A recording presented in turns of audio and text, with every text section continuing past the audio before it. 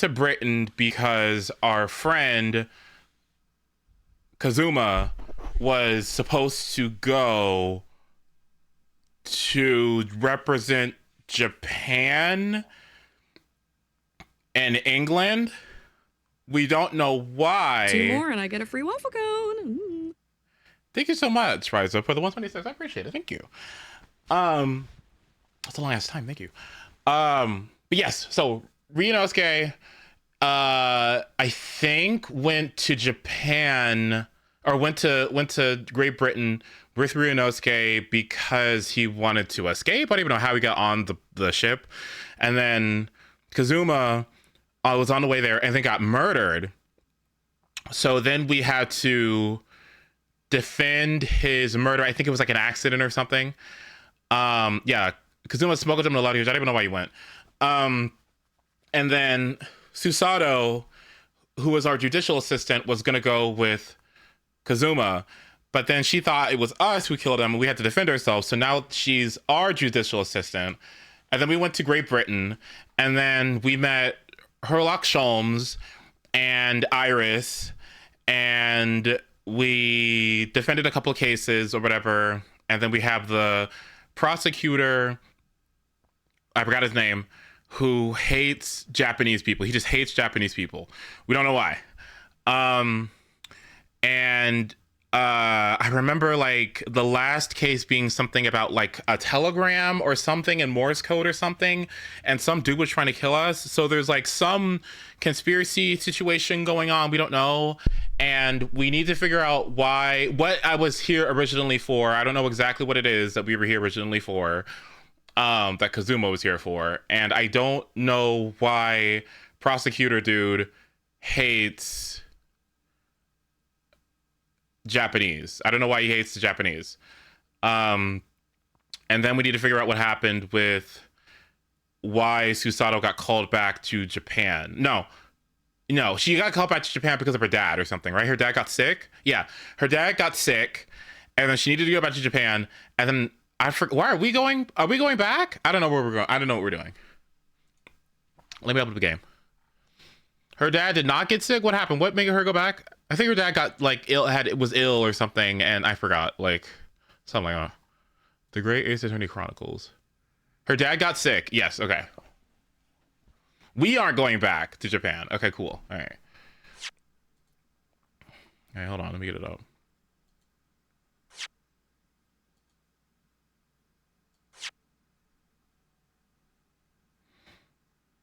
Did I play this game on PC or controller? I feel like I played it on controller. There was a transmission with 4 names that you heard at the end of the last episode. And I don't know who the fuck these people are. I hope we get you a recap. Wait, this was 5 years ago? Wow. Do I switch to...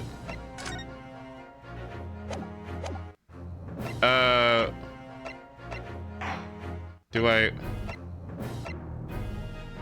This? 2 more and I get a free waffle cone. Mm. Finally, some real FXC King food. Thank you so much to Mefezo for the 40 months. I appreciate it. All right.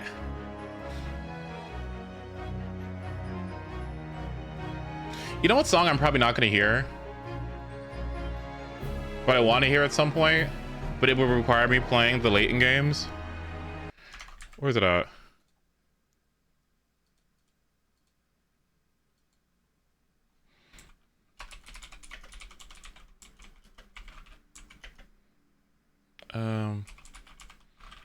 There's like this Court Begins theme from... Not that one. It's like, it's super epic. Is this it? Not that one. It's like, it's a different one. It's like, is it Witch Trial? It's not Witch Trial. Let me see. It's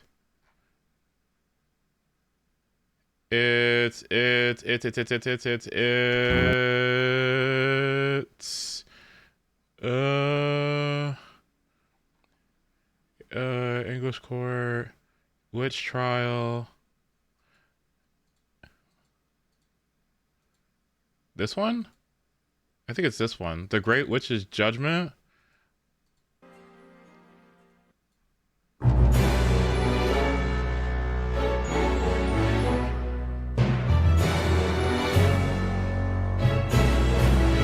Oh.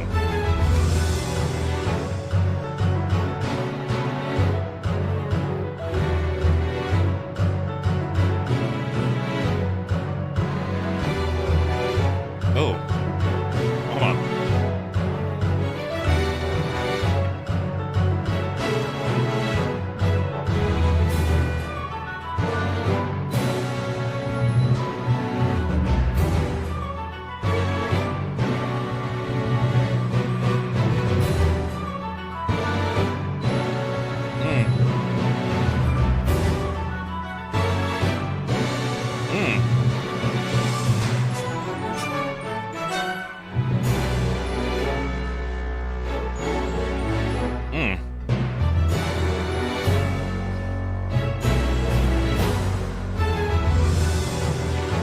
Like, are you ready to save someone's life?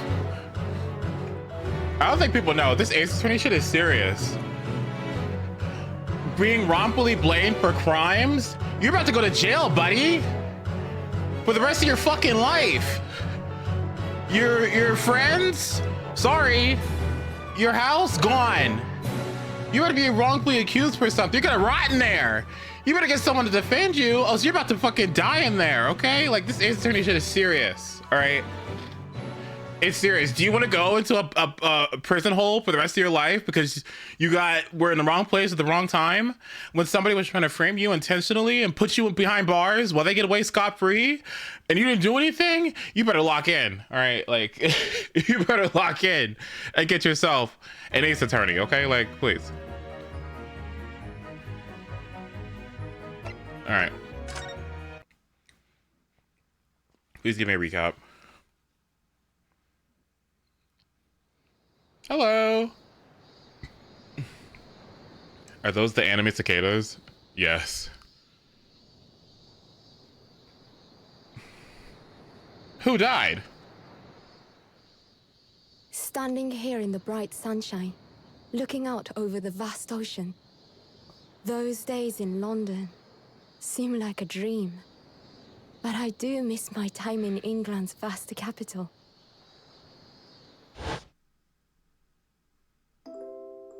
You know, he's flourished into a truly wonderful lawyer. Oh, this is Kazuma. I've no doubt that at this very moment, he's fighting some noble cause in court.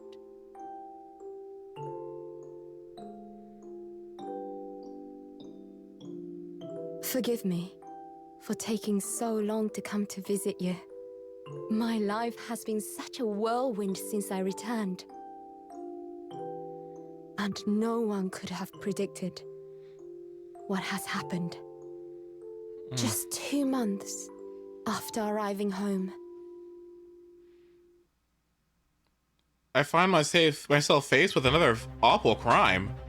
Whoa, whoa, whoa! Oh, this one. So I came here today to ask something of you. Tomorrow, I shall be standing in court. For the only time in my life. As a lawyer. As a lawyer? Wait a minute, is this the same girl from before? So please, I ask for your guidance. Kazuma-sama. Wait a minute, that's the girl from the first case that got convicted.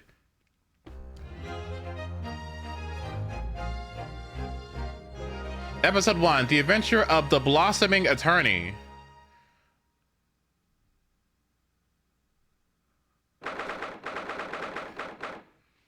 August 13th, 8:26 a.m., Supreme Court of Judicature.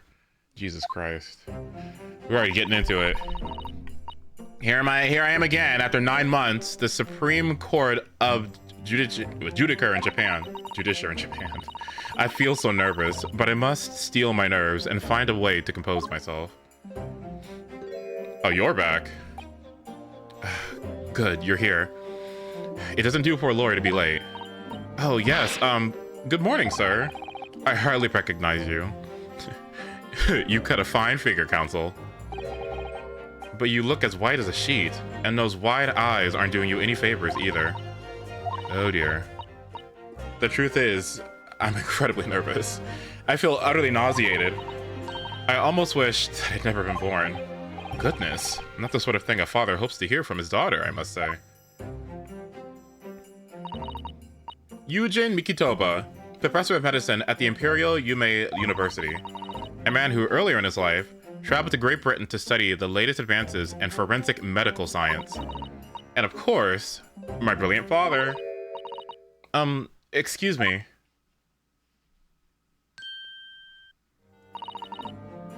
Would I be correct in thinking that you're to be my lawyer in court today?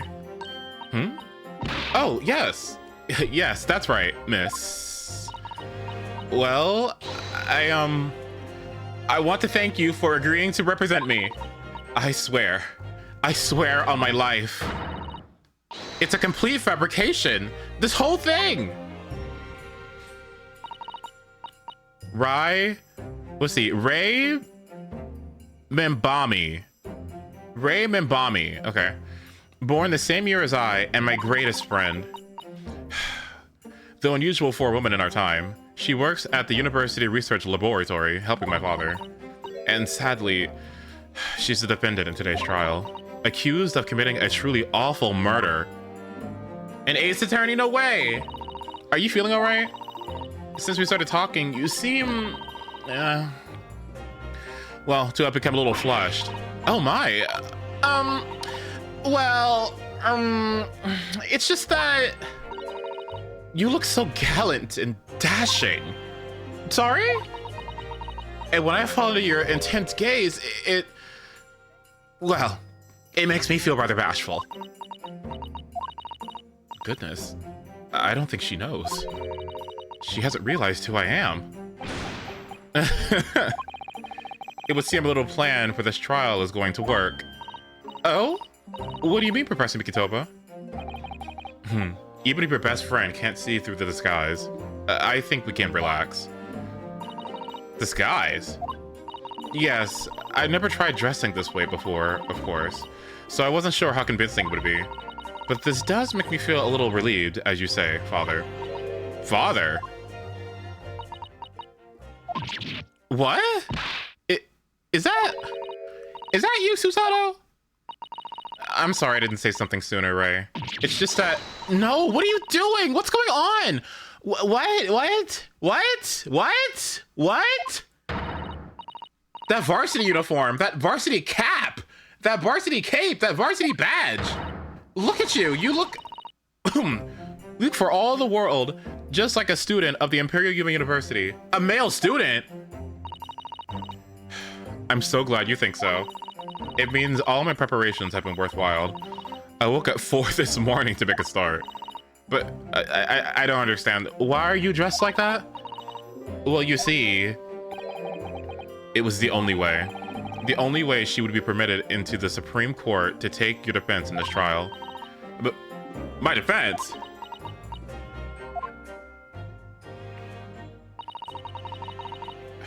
Never before in my life have I felt so frustrated at being born into this body. Courts in Japan are barred to women. We're not even allowed to set foot inside the courtroom, despite the fact that the laws of the land apply to all people, male and female alike. But women are forbidden. Just for today, I'll be leaving my true self at the courtroom door, so that I can act as your lawyer.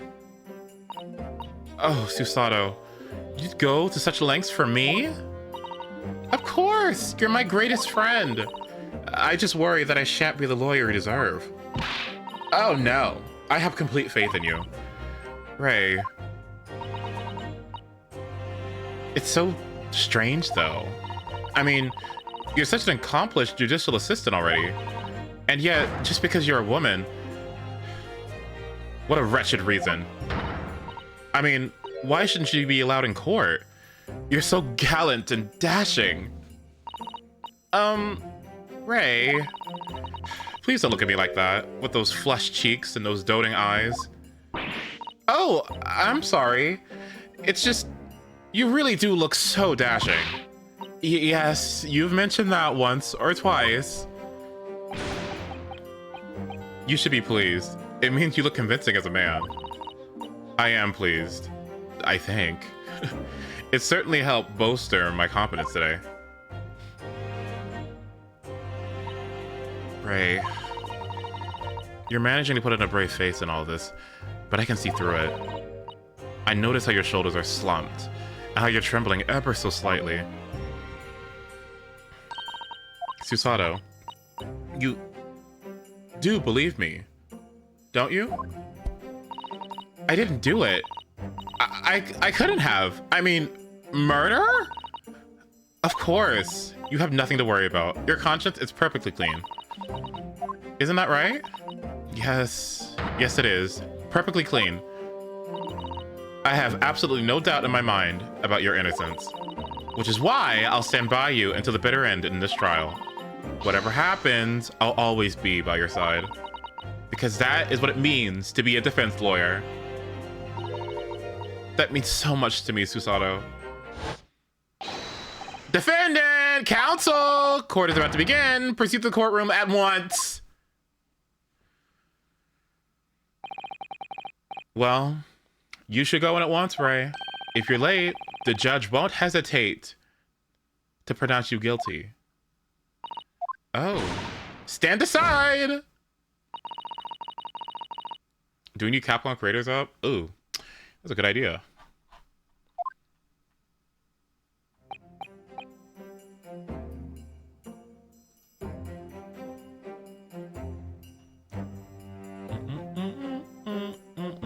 What the hell is it?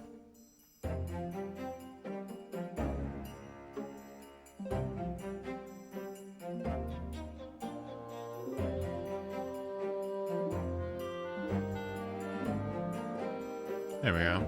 Nail near. There we go. Well, Susato, you've certainly surprised your father, going to such lengths to be admitted into the courtroom, and with no prior experience or being a lawyer. There was simply no other way. That's all there is to it. But father, you haven't told her, have you? I mean, I'm right in assuming that Ray doesn't know how it came to this. Yes, quite right. I've kept that information from her.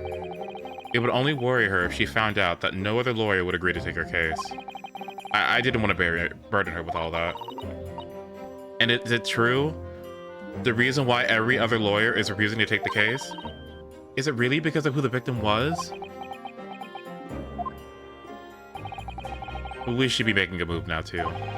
As you know, law isn't my field, but I'll do what I can to support my student. Thank you, Father.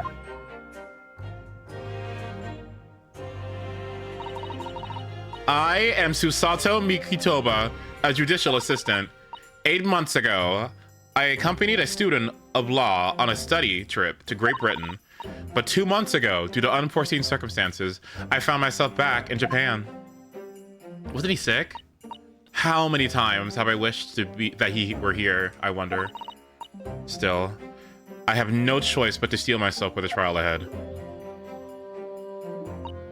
Wish me luck, Naruhado-san. How's my reading? How am I doing? I'm doing a new thing this time.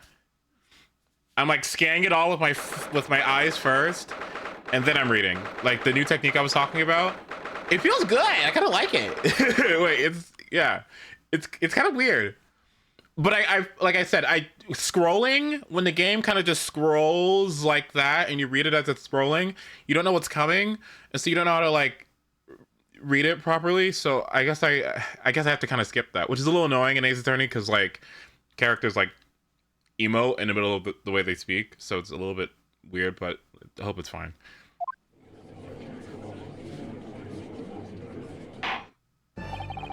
This court is now in session to hear the trial of Ray, Mimbani. The prosecution is fully ready to proceed, Your Excellency. Who the... Oh. Defense counsel, are you ready? Oh, she got me too. Yes, Your Excellency, we are ready. Ready. Yes, counsel. According to your registration details, your name is... Ryutaro Naruhado. Is that correct? Sorry? Oh, yes. I had to come up with a suitable male name for you for this little venture. So I'm afraid to say, I simply put down the first name that sprung to mind. Well, counsel? Yes, that's right. That's me. Yes, I am Ryutaro, he who has vowed to uphold the pride of the Naruhado clan. It seems Ryutaro may need to consider how to better uphold his manly act first and not overdo it. And those wild, wide eyes aren't doing you any favors either. Just relax and listen. Naruhodo? A fresh face in this courtroom, if I'm not mistaken. But the name Naruhado, would you perchance be... You may be thinking of Ryunosuke Naruhado, currently in Britain as part of a study program. This is, his cousin! That's right! Ryutaro here has been studying in the provinces, but was called to the capital for this trial. I assure you, in matters of law, his knowledge rivals that of any Tokyo preeminent lawyers. Any of them. This lie, this series of lies. Why did he say? Guess what the fuck happened to me, right? So one night around 2 p.m. in the summer, around Christmas time, I was in my room walking home on my way to work, and my mom and I was hungry as fuck. So my grandma went in the kitchen and started making some sense, cause my sister lost her virginity again, but this time she left it on her boyfriend's cock in the barn, and her birthday's coming up yesterday. So I got her a little self-portrait that this nigga drew, but this nigga drew it in Spanish. Like, how the fuck she gonna understand that shit? Like, that's why I don't fuck with Mitchell Musso, you know what I'm saying? I know you're probably thinking like, why he outside in the jacket? Cause it's hot as fuck in my cold ass room. So I turned on the fan, but I didn't know she was underage. You know what I'm saying? And I almost lost my breath. Turns out she was hiding it, and I found it. You know what I'm saying? And she got mad, so she gave me her piece. No, she gave me her pee because I told her you're an 8 out of 10. And she's fucking stupid. That's why I don't like her, bro. That's why I told her you're tired, like Michelin. But Mitchell is a man that I saw one time in Men in... Okay, you know what? Any of them. Tut. What a pitiful situation. Pitiful situation. Have you been rejected by every lawyer in the capital? The accused has had to call in a country boy. How dare you? Susato is every bit as gallant and dashing as any of your Tokyo attorneys. Who? I will have you making fun of her. Her? 2 more and I get a free waffle cone. Oh, You got 1 shot, 1 take, and 1 go. Pick me up and leave in slow-mo. How many rounds go off? I don't know. Time to take me out to see the gun show. Your style and your physique, yeah. My body's getting weaker. Your style and your physique, yeah. Sweet night, it just got sweeter. Thank you, Pasta, for the 64. Another riveting experience from you. I've come to expect it at this point. Also hope your master program is going well. Please be careful, Ray. What an unrefined tomboy we have here. But I wonder, is your gallant and dashing lawyer up to the challenge of defending you? His wide, skittish eyes very much suggest that he is not. Ugh, I'm so nervous. Now that I'm standing here in his shoes, I'm starting to understand what Naruhado-san goes through. Like it or not, his eyes are wont to flit. What? His eyes are wont to flit. What does that mean? Wont to flit. Okay. The case to be heard on this day is a matter of great significance to our national interests. In fact, it would be reasonable to assume that the outcome of this trial may very well affect the very future of our empire. Won't and won't are different words. Oh. Today I learned. Tend to fit, likely to fit. Interesting. Okay. Okay, that makes sense. Just like the trial 9 months ago. To flit is to move lightly, rapidly, or erratically from one place, person, or idea to another, often described as fluttering. Okay, interesting. All right, thanks, guys. I was like, I never heard of that. And yet, for proceedings of such importance, we have this unknown yokel by the dock? Dear me. Perhaps this would be an appropriate moment for me to assess the defense, to determine whether you are sufficiently competent to practice in this courtroom. 9 months ago, when a certain other Naruhodo stood where you are standing now, this same judge tested him as well. And even though he was just a student at the time, not even of law, he passed the test with flying colors. For a trained and experienced judicial assistant like you, this will be easy. So, counsel, do you consent to answering some simple questions? All right, it's time to prove myself. Beyblade is gonna be at Evo. Oh, that's cool. Yes, Your Excellency, but please make them simple. Very well. To start with, you will state the name of the victim. Ugh. That is simple. I could never get it if I tried. Easily. All we gotta do is... Where's my court record?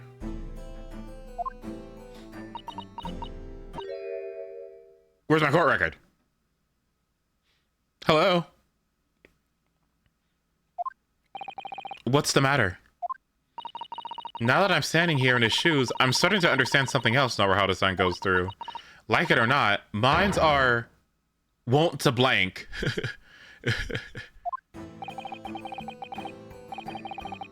Okay.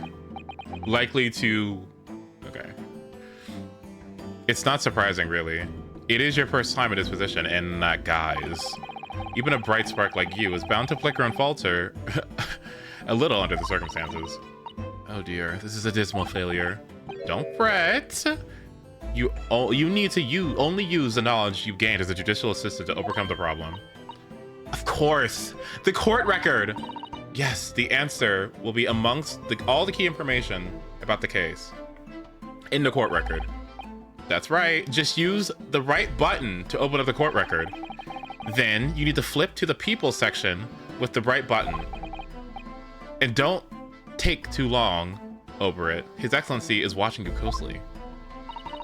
All right, check the court record with right button. That's where the information I need will be. Let's see. Giselle Brett, female, British, time of death, August 11th around 2 p.m. Asserted by examination and witness statements. Cause of death, a single deep stab wound from behind, piercing a lung and resulting in a fatal hemorrhage.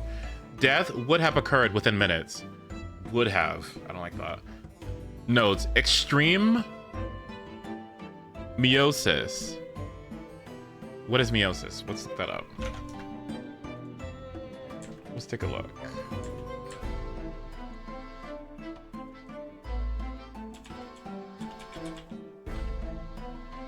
Oh.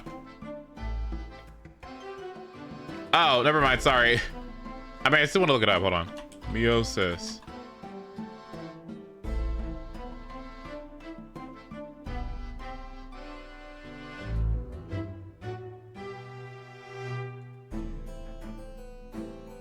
Interesting. So this is what it looks like.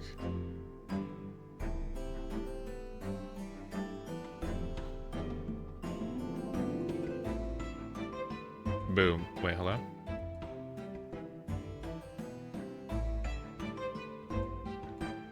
Looks like that.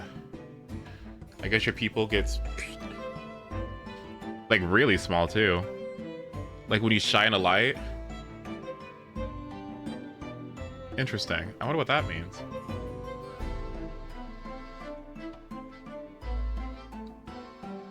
So a bright light may have flashed in her eyes, but your eyes wouldn't stay. Huh. You know, I actually don't know that. Would your eyes stay like that? That's a good question. Does anyone know that? That's actually a good question. If I was like this, if my eyes look like this or this, and then I got stabbed and I died, would they stay like this? Or would they, what, does anyone know that? Like, what happens? Hi, Van. I actually don't know that. I actually don't know that. I don't know. I don't know.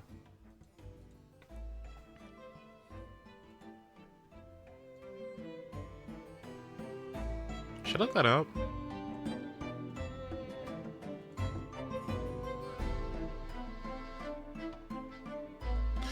You know what? Fine, I'll look that up. What happens to your pupils when you die? Upon death, the pupils typically become fully dilated, enlarged, and fixed, meaning they are unresponsive to light. Okay, good to know. Interesting. All right.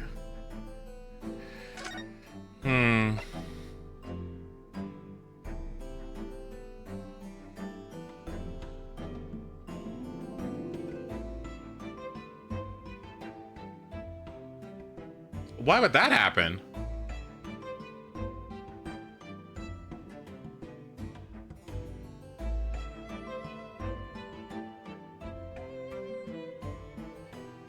If your pupils dilate when you die, why did she have the opposite? Okay.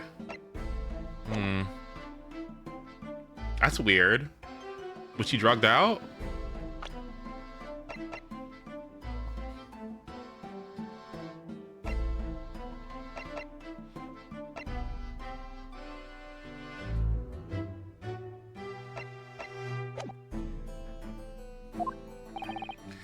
I'm waiting, counsel. What is the name of the victim in this case?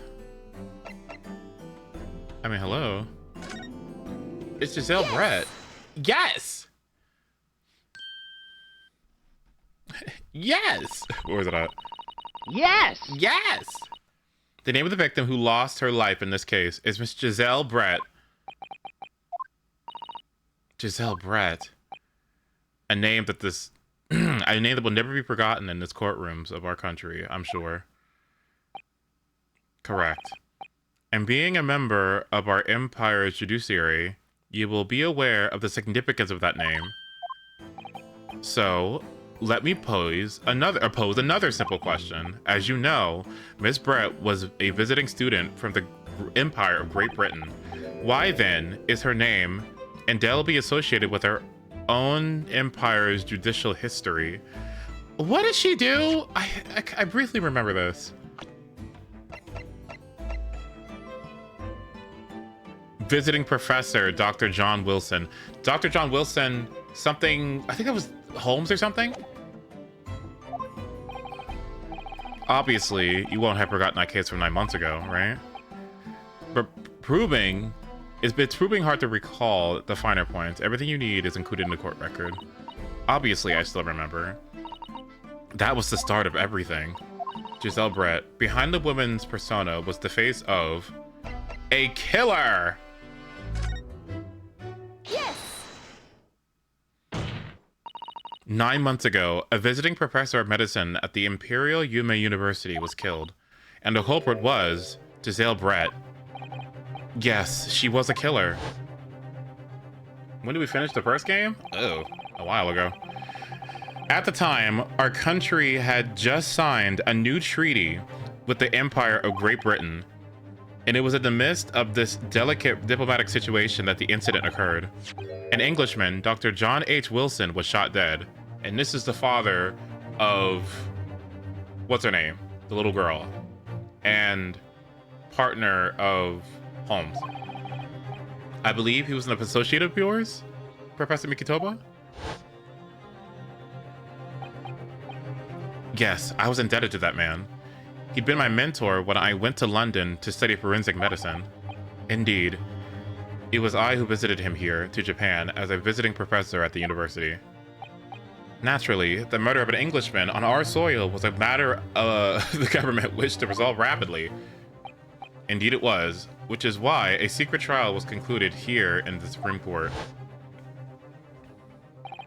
A student of the Imperial University was arrested on suspicion of murder. A second-year English language student by the name of Ryunosuke Naruhodo. With the help of his best friend, a student lawyer, the accused conducted his own defense and exposed the despicable crime committed by Miss Giselle Brett.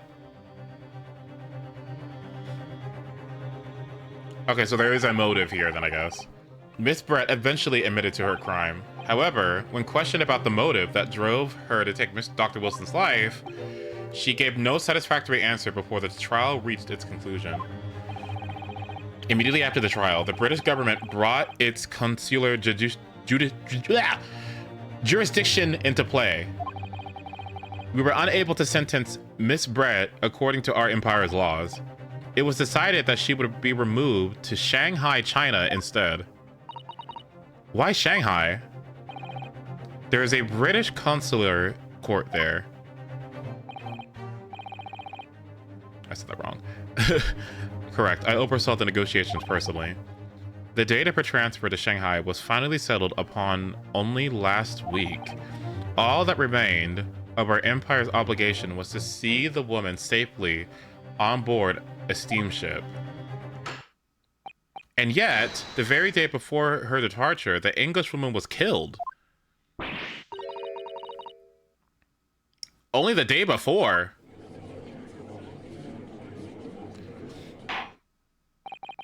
That will do. I am satisfied that the counsel for the defense is sufficiently capable of representing the defendant. Oh. Thank you, Your Excellency. Over the first hurdle. Now, a summary of the incident, if you please. Prosecutor Akuchi. Auchi? As is your wish, Your Excellency. The repugnant crime took place on the 11th of August in broad daylight. On the outskirts of the imperial capital, under a bright blue sky, at a secluded bathing spot by the sea. The incident occurred inside a small beach hut, erected for bathers to rest or change their clothes. The cause of death was a single stab wound to the posterior abdomen that pierced the victim's lung with that fat ass hat on, an injury which proved fatal. There were two persons alone together in the beach hut at the time of the victim's death. Miss Brett in her bathing attire and the accused, Ray Membami. Accordingly, there can be no doubt of the accused's guilt, especially when we consider she had a powerful motive. The police arrived rapidly at the scene and promptly arrested the young lady.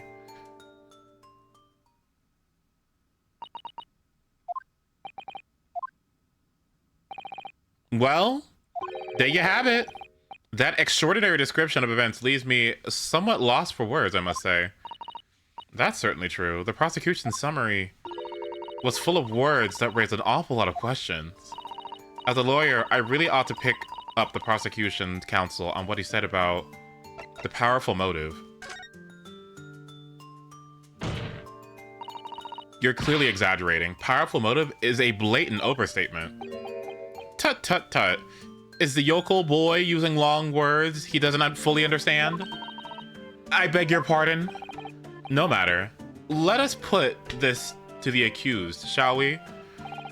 Membani-san, you are a research assistant at the Imperial Yume University, I believe. Yes, yes I am. I was working with Professor Mikitoba in his laboratory at the moment. I can confirm that the defendant is an excellent assistant with a strong sense of responsibility. Fascinating to hear. Now, another question. Prior to your work with Professor Mikitoba, whose research were you assisting then?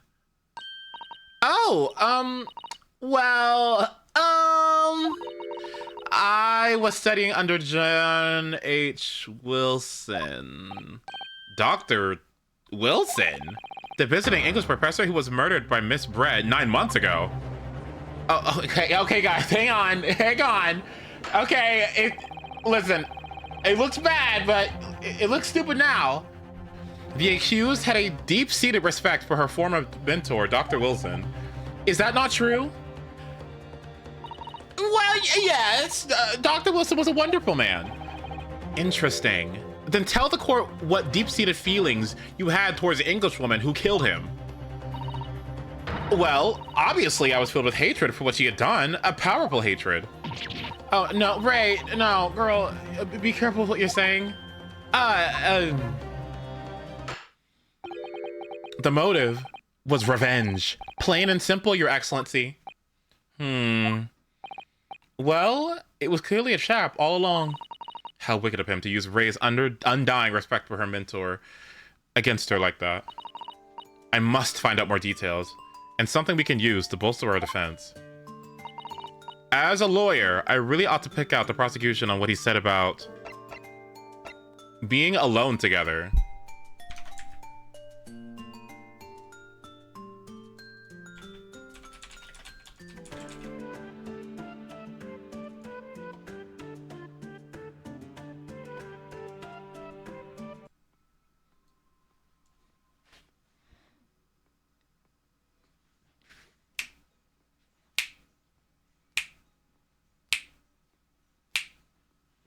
Oh wait, my now playing's not up. Sorry.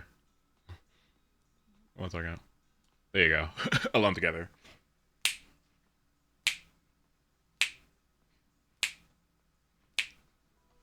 Sorry, what? My bad. Sorry. What? What happened?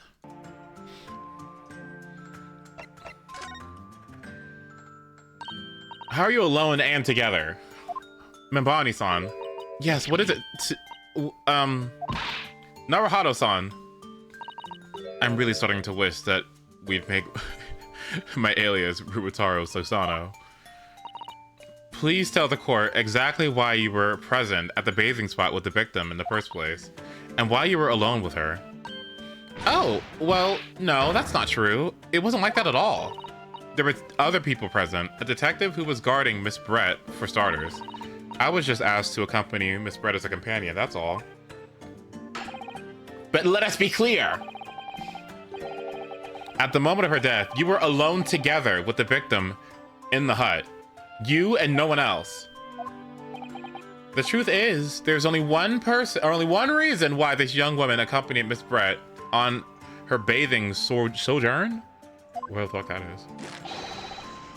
It was the accused's last chance to take the victim's life. No. Because, as we know, the following day would see Miss Brett extradited to the British authorities in Shanghai. And the accused would never have an opportunity to dispatch her again.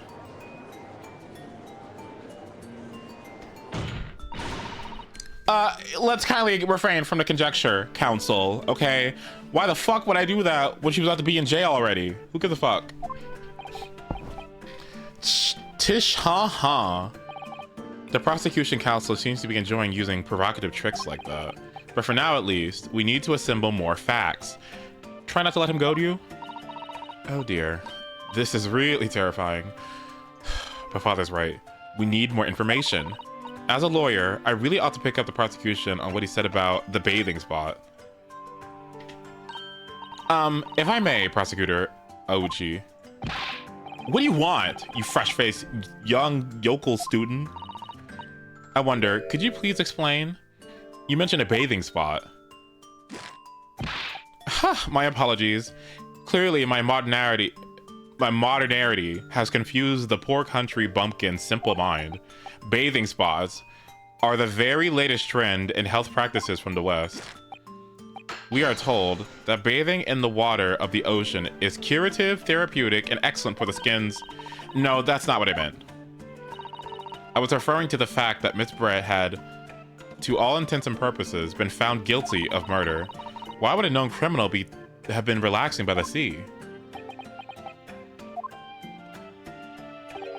For old time's sake, I believe. Sorry? Miss Brett was to depart for Shanghai the following day. Her final wish, as it were, was to enjoy a day at our country's wonderful coast. And the British embassy put extreme pressure on our government to comply. But on what grounds would we agree to such a request? Because, as usual, our government is unable to stand up to foreign powers. In matters of diplomacy, it seems we don't even have the courage to decline the whims of a known criminal. Don't look at me like that, Professor. It was the government who granted permission, not I. In any case, it was decided that with a dedicated detective on duty, nothing could go wrong. But in fact, a murder took place. I said don't look at me! It was that young girl who did it, not I. No one has proved that yet? I wouldn't provoke the man if you don't need to. I believe we all have a clear picture of the incident now. Despite her guilt being determined 9 months ago, Miss Brett managed to avoid incarceration, instead continuing her research work at the university. Obviously, over that period, she and Ray would have encountered each other on a number of occasions. Seeing the murderer of the mentor whom she had such great respect enjoying. Whoa, oh. Oh my god. Bosses, thank you so much for 5 gifted subs. That's so sweet. Yay! Thank you. Anyway. Yay! I gotta change that. I thought I adjusted the variations. Okay, one more. Hooray! Okay, we did it. Okay, cool. Thank you! I hope you're doing well, by the way. Seeing the murderer of the mentor for whom she had such great respect enjoying such undeserved liberty. Yes, even if it was only temporary until Miss Brett's extradition to Shanghai, you can hardly blame Ray for her feelings of anger and resentment. Poor Ray. So, Your Excellency, if you'd be so kind as to peruse this exhibit. A photographic print that shows the scene of the crime immediately following the grim incident. Yes, thank you, Counsel. A tragic image. Let's add it to the court record. As you can clearly see, there is nowhere within the hut that anyone else could have hidden. The court will accept this photographic print as evidence.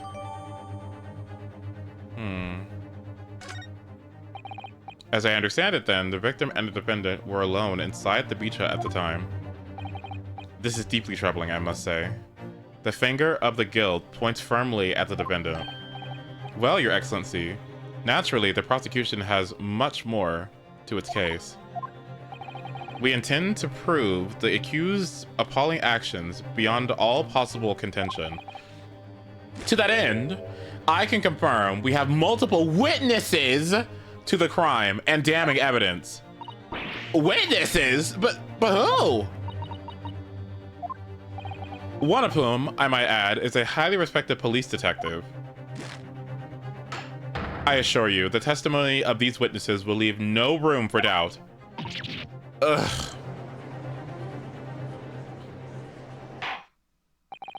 All right then, bring forth your witnesses. I, Takahisa Ouchi, have been waiting for this moment. Sorry? Oh yes, I haven't forgotten that trial 9 months ago, here in this very courthouse, when that irreverent little boy utterly humiliated me.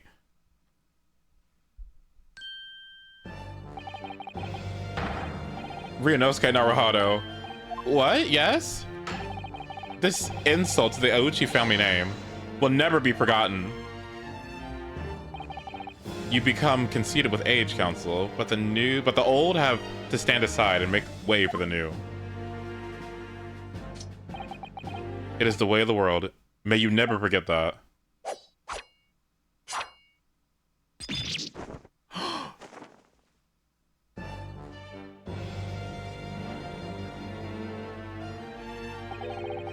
Strike the head of a samurai whose top knot has been cut, and the bell of cultural enlightenment tolls. Yes, on that faithful day, my former self died. The start of your own Meiji Revolution. Are you modernizing as well, Council? Silence! Since I swore revenge back then, there has been a minor miracle atop my head. Observe the Uchi growth. You see the seed of hope sprouting forth from the barren expanse of my crown? I think that tiny growth is trying to tell me something. I'm afraid I really can't see. Where is the hope exactly? I said silence. Today, I face another yokel student of the Naruhodo clan. Well, I will vanquish you, and my victory will be fertilizer for the seed of hope atop my head. You have been warned.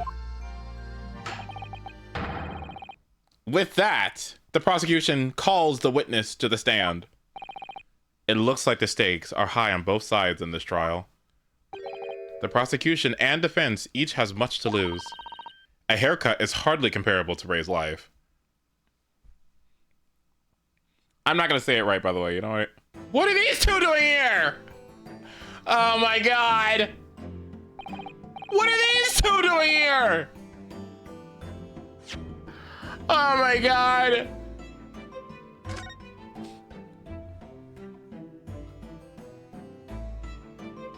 This magnifying glass is never helpful, by the way. But maybe it's a little helpful, I don't know.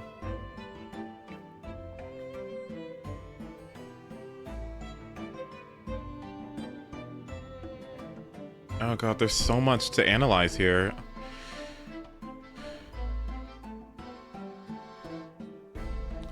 The object in her hand, the wine glass, the feathers strewn about,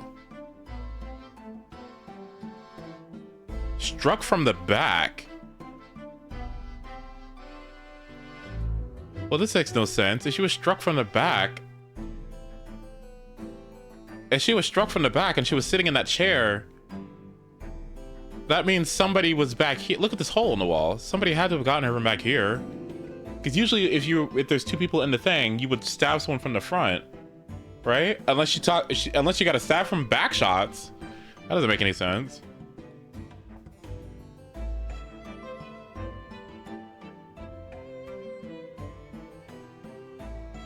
I don't know.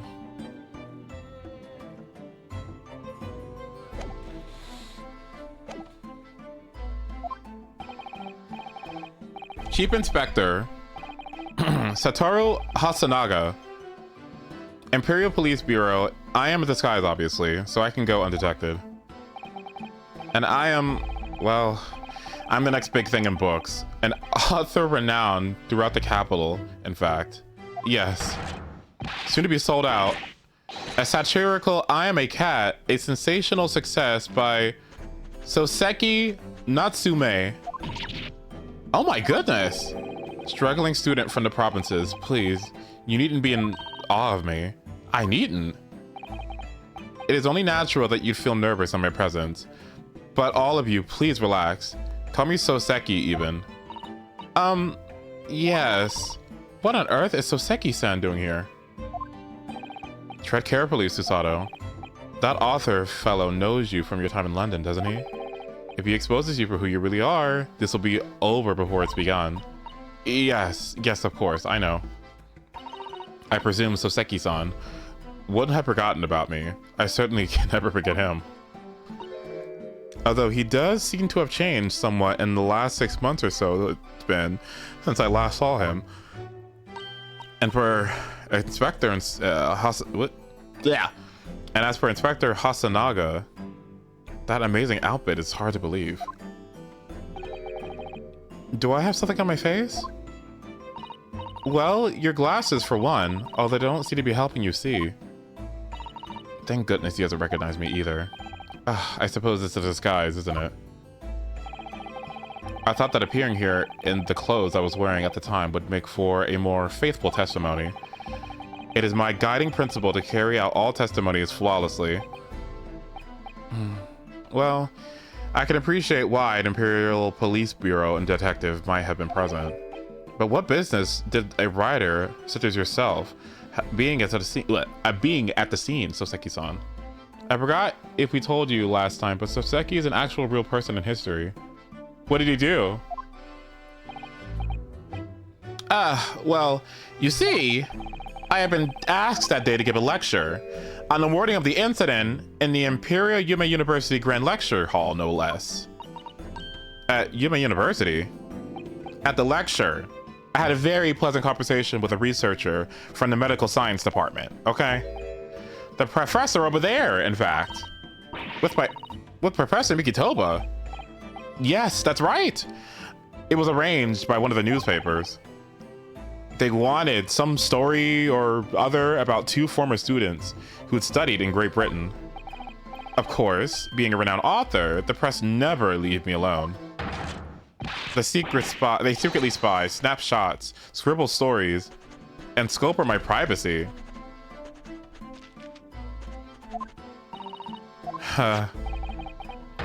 As you can see, the conversation was written up in this newspaper here.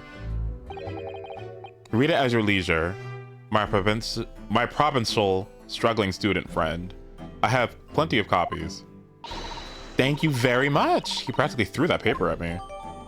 The Soseki Natsume article has been entered into the court record. Like we see in game, he spent time in London and hated it, but went back and became a famous author. Interesting. Anyway, following my interviews with the professor, the lady in question appeared and made a very unexpected announcement. I should like to go with everyone to see your country's coast. Those were her words. As I explained before, Miss Brett was never taken into custody. She continued to work in my laboratory under strict surveillance, of course. At which utterance, the university immediately contacted the government to seek guidance. And the response was, permit Miss Brett to go as long as a detective accompanies her. That detective, I am at liberty to divulge, was me, Chief Inspector Satoru Hasanaga. Thereby, the entire party departed cordially for the seaside, it seems. It was extremely challenging to clear all other members of the public from the vicinity of the beach. But fortunately, I am a peak at the moment, so I was able to carry out my duty flawlessly. Oh my, Inspector, you do have something in your face now. How unsightly. I do apologize. Does that mean you went to the beach too, Father?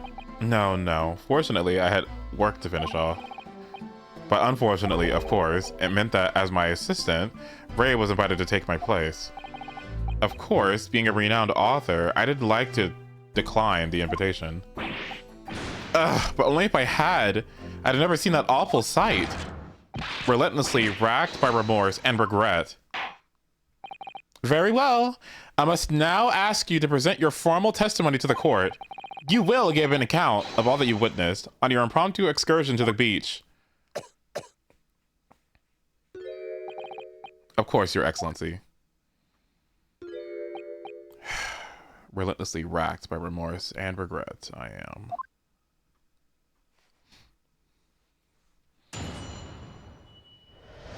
Let's listen. The witness scene. Y'all ready? Everyone pay attention. All right, let's see what's up. On the day of the incident, I was ordered on a special surveillance assignment in this disguise. I just managed to catch that crab when I suddenly heard a caterwaul from behind me. I ran into the beach hut at once, where I found the pair in question. Yes. That girl was astride the Englishwoman, dagger in hand, as she stabbed wildly. I saw blood on the blade. It proved to me that she had been stabbed by the victim multiple times. Indeed. It does appear from this testimony that both witnesses here present saw it the very moment of this heinous crime. What? Now, if you will recall, I promised evidence as well. What phrase did I use again? Ah, yes. That was it. Damning evidence. What do you have there, Counsel? A so-called fountain pen, is it? Correct, Your Excellency. I found it at the scene whilst examining the body. It appears in her dying moments with her final ounce of strength. The victim clutched a piece of evidence that would positively identify her killer. What? 2 more and I get a free waffle cone. He. Hi, Tuller! Thanks for the 9 months. I appreciate it. Give me your food. I'm hungry. Your Excellency, if you would cast your eyes over the photographic print of the scene of the crime once more. Right there. Yes, the victim is clearly grasping something quite deliberately there in her hand. That's right, the fountain pen. And if you would kindly examine the pen, Your Excellency. Oh, the owner's initials have been engraved into the ebonite barrel? R.M. Ray Mimbami. The initials of the defendant? No! Initials engraved. What? This fountain pen will be admitted immediately as critical evidence. Who engraves a... How does that work? So, have I omitted anything? Decisive testimony and damning evidence. There's a bright blue sky outside the courthouse today. Perfect weather to ascribe guilt, I feel. Girl, get up. I don't understand. The prosecutor Akuchi of 9 months ago had none of this man's poise. Counsel of the defense, you may now begin your cross-examination. Naruhado-san! Naruhado. That means... Oh, yes, me! Is there another Naruhado in my courtroom? Actually, there isn't even a single Naruhado in your courtroom. Cousin Ryutaro, pull yourself together, please. Alright, I've seen this countless times as a judicial assistant. Find inconsistencies in the witnesses' testimonies to prove that they're lying somehow. That's all there is to it. That's how a real lawyer would handle a cross-examination. So let's see what I can do!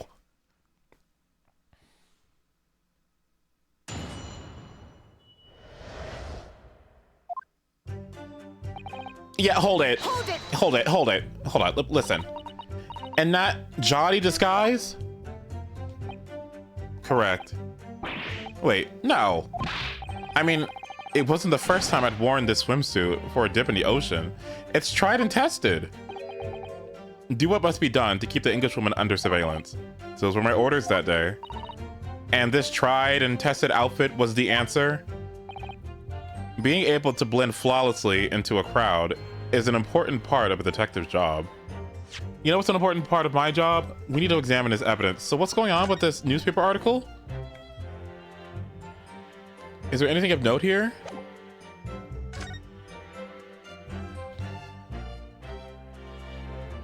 No, I just didn't expect it to be so Japanese. I can't read it. Is there anything of note here? Fan, I see a cat.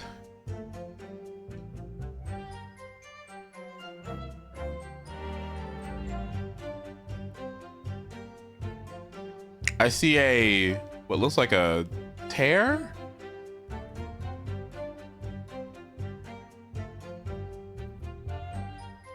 Some sort of fragmentation on the photo?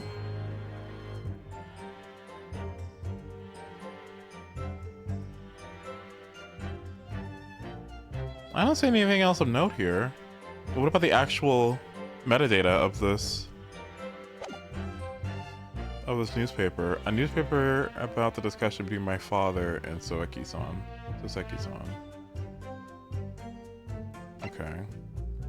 The pen that the victim found grasping in her hands.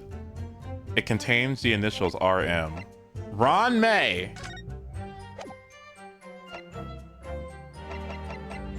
and I can't seem to examine it further.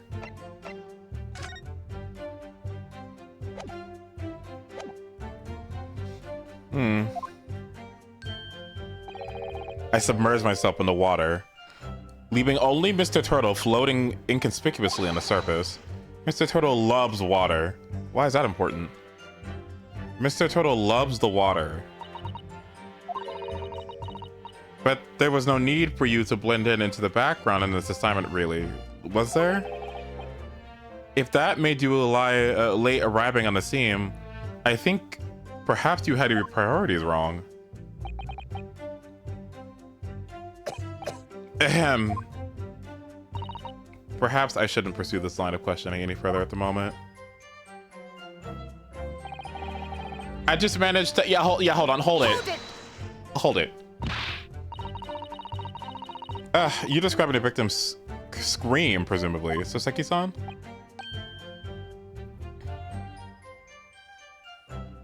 Yeah, Scott, I'm not gonna listen to that.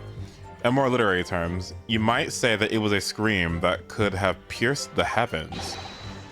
Kia! Or something like...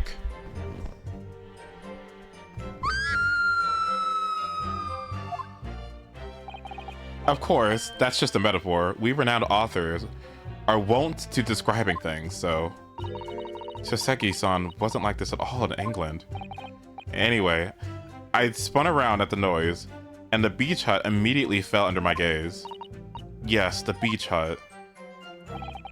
The area is popular with government ministers. Many have seaside retreats there for rest and recuperation. Locals are prohibited from entering the area, so it's always very quiet.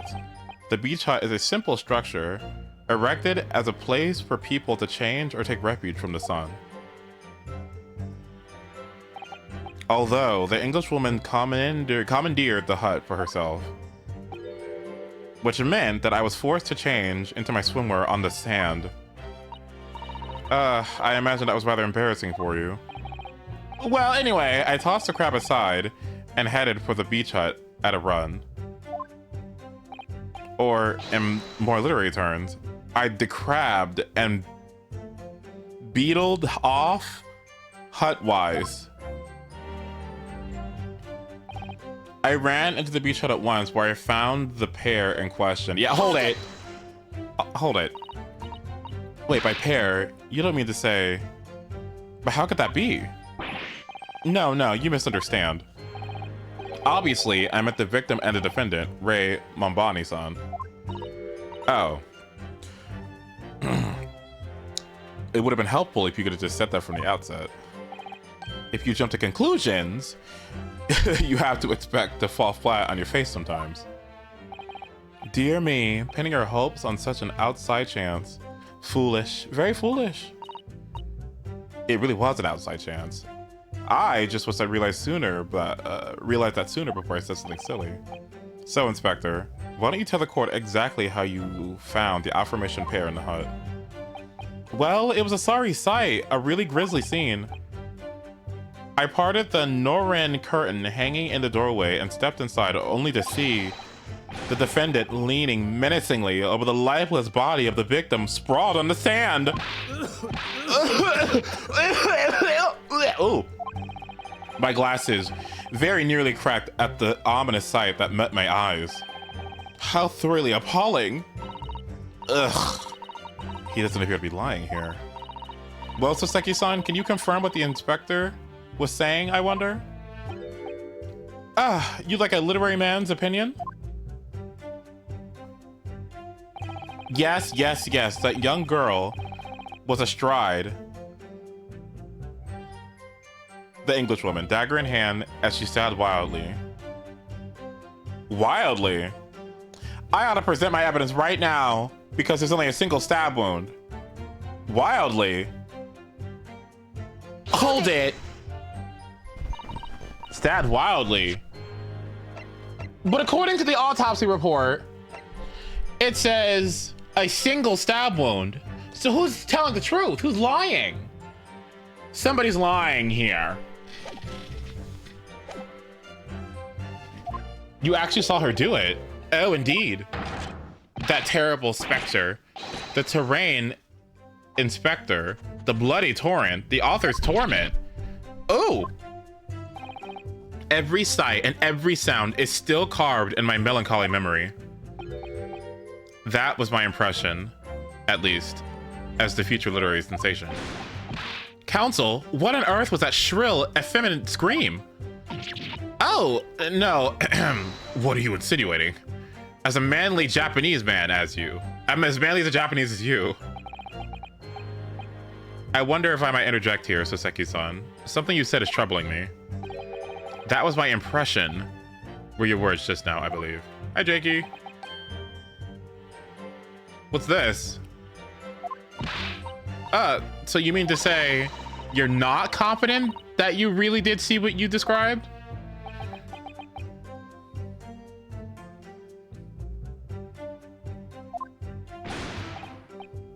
No. I mean, yes. I mean, I know what I saw. My ears didn't deceive me when I heard the scream, hence my eyes didn't deceive me either. I could describe everything I saw vividly. I could publish it in tomorrow's newspaper serial.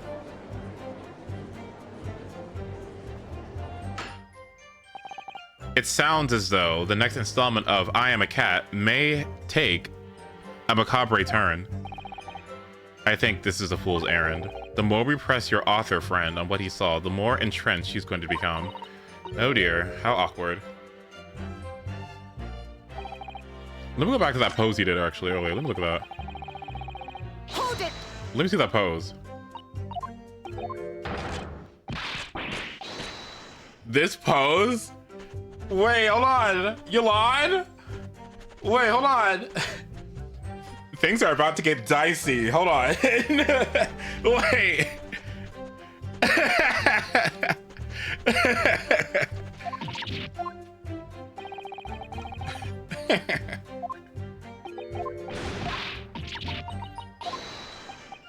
All right, let's go back. I gotta present this evidence right now, but I'm gonna wait and see what you say.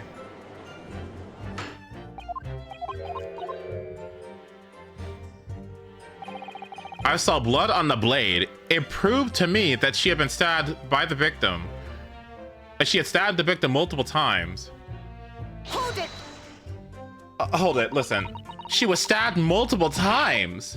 How could you be so sure of that? Very simply, from the blood on the blade. The blood. When I entered the hut, I saw the defendant holding the blade raised up in the air. Yes, that's right. I saw it too. Oh. And I noted that there was blood on the blade already at that point. So in other words, the victim had already been stabbed at least once by the time I arrived on the scene. Yes, that's right. I saw it too. And the victim was already holding the defendant's fountain pen in her hand too. All of which means I can be sure the victim did not die instantly. Yes, right. I saw it too. That's wrong. That's wrong. You know why? Because again, when you die, your pupils dilate. They get larger. They like that. They don't get smaller. It can only be led to assume that she died instantly to a single wound of some kind. Or maybe she was already dead. I don't know. Maybe she was drugged out. Honestly, that makes sense to me because, listen to me. You think I'm stupid? That makes sense to me. You know why I think she was poisoned? If you look here, what do we see there? I see a bottle and I see a spilled drink. So what does that mean? What's going on with that? I think somebody spiked her drink with a toxin that she consumed and she was already dead by the time we got in there. So who was the person who brought that refreshment in there? That's what I need to see. Maybe a year in London was too much for him. You sound like he's forgotten how to speak Japanese. The logic of your argument is sound, at least. Well, as I said, it is my guiding principle to carry out all testimonies flawlessly. Perhaps it should have been your guiding principle to protect the victim flawlessly. Oh my god! Oh my god.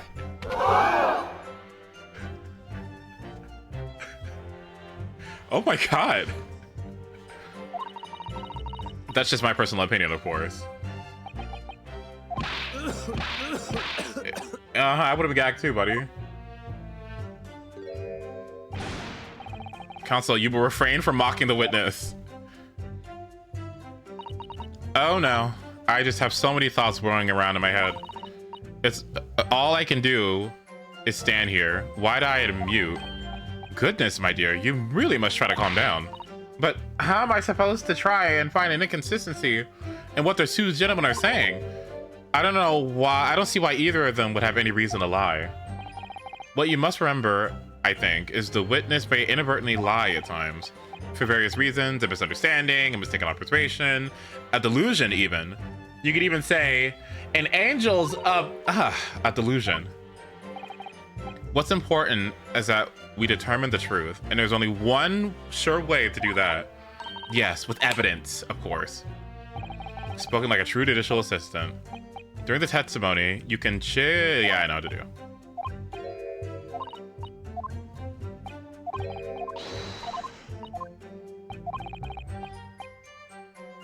Wait, what? Don't forget that you can have the witnesses repeat their statements as many times as you like. Everyone has to start at the beginning, remember. So those wide eyes are quite forgivable. And besides, there's no one else to defend this poor girl. Everyone has to start from the beginning. Udon, one of my favorite additions for Mercy is when they added a line. She was like starting over from the beginning, and I'm like, hold on.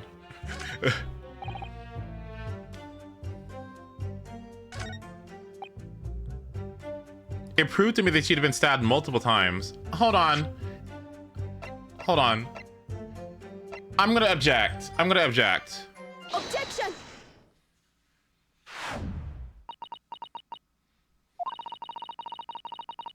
Oh, objection! With that accusatory cry that just welled from deep inside me, I think I finally understand. Every time Kazuma-sama and Naruhito-san have stood here at this bench, the stakes have been very, very high indeed. It's the meeting of this pose council. I'd like the witness to clarify something for me. Who? What? Where? When? How? Not you, Soseki-san. This query is directed at Inspector Hasanaga. At me! In your statement just now, you said the victim was stabbed multiple times. Yes, that's right. As I said, when I entered the hut, the defendant was already standing over the victim, bloody knife in hand, like a murderous demon. And yet, that cannot be. What? Get to the point, please, counsel. In the post-mortem report, it clearly states that the victim was stabbed one time only. In other words, Inspector Hasanaga's testimony is clearly flawed.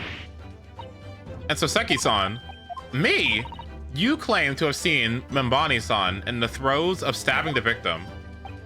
Yes, I did. Wildly. But both of you and the inspector confirmed the same point, that there was already blood on the knife that you saw the defendant holding. Yes, and it's quite simple. We know the murder weapon was used to stab the victim only once. Therefore, there is no way there could have been blood on the knife if that single stabbing hadn't already occurred. True? Then what exactly is your contention, counsel? Are you ever going to tell us? Yes, Your Excellency. There is only one logical conclusion. What Soseki-san in fact saw was not the moment that the defendant stabbed the victim at all, but the moment the defendant in fact withdrew the blade from the victim's body. That can't be! Excellent work, Susato.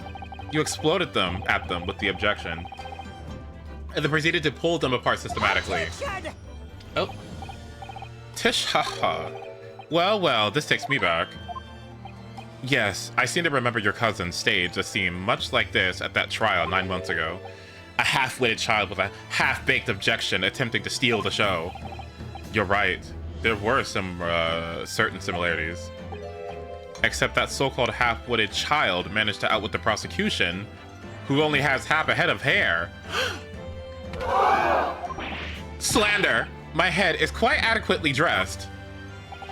In any case, all this talk of stabbing or drawing and multiple wounds, it makes not a jolt of difference. What? Why not? Engage your brain, young man. When the accused first plunged the deadly weapon into the victim, that was the fatal blow. And it was at that moment that just as she had withdrawn the blade, ready for her next strike, as the victim saw, the knife had already been tainted with blood because the accused had already been stabbed. That had already stabbed the victim. Huh? All you have successfully shown with your little display is that the mustache author is prone to moments of extravagance. Oh, girl, get up.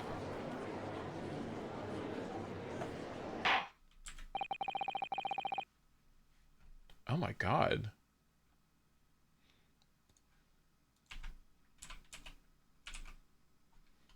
Why does she...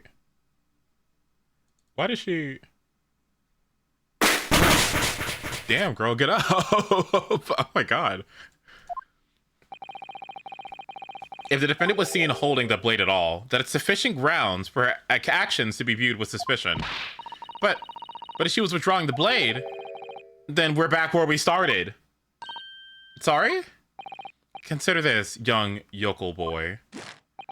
If the student girl is innocent as you claim, then why would she have pulled the blade from the victim? And with a demon's cold-blooded composure, too. The prosecution demands an explanation, and it better be good. Why did Ray pull out the knife? Yes. Going for the jugular. What does Father mean by that? Let the court hear your answer, then counsel. The truth is, I don't really know. But I have to come up with a plausible reason here, or we don't have a case.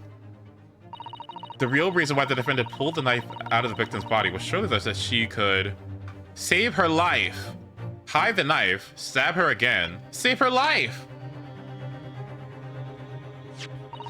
According to the post-mortem report, the victim's death was not instant. That's correct. It is thought that she would have remained conscious for a short while after sustaining the injury. Indeed, giving her the time to take hold of this piece of evidence that clearly indicates her killer. The point is, being a medical research assistant, Mambani-san was compelled to act when faced the... Oh! Oh! Being a medical research assistant, Emily was compelled to act when faced with the wounded victim. Instinctively, she pulled the blade out in an attempt to save Miss Brett's life.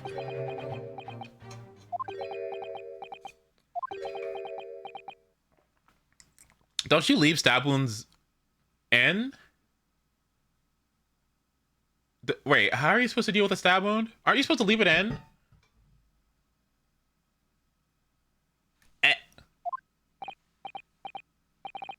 Did you hear that, Your Excellency? It would seem this is the best that we can get. This is the best we can expect of this young yokel. Indeed.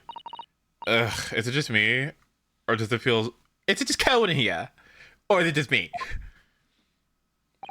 Your Excellency, if I may, speak, witness. I would like another opportunity to testify. In respect to the slipshod assertion just put forth by the yokel defense counsel, I mean. Slipshod?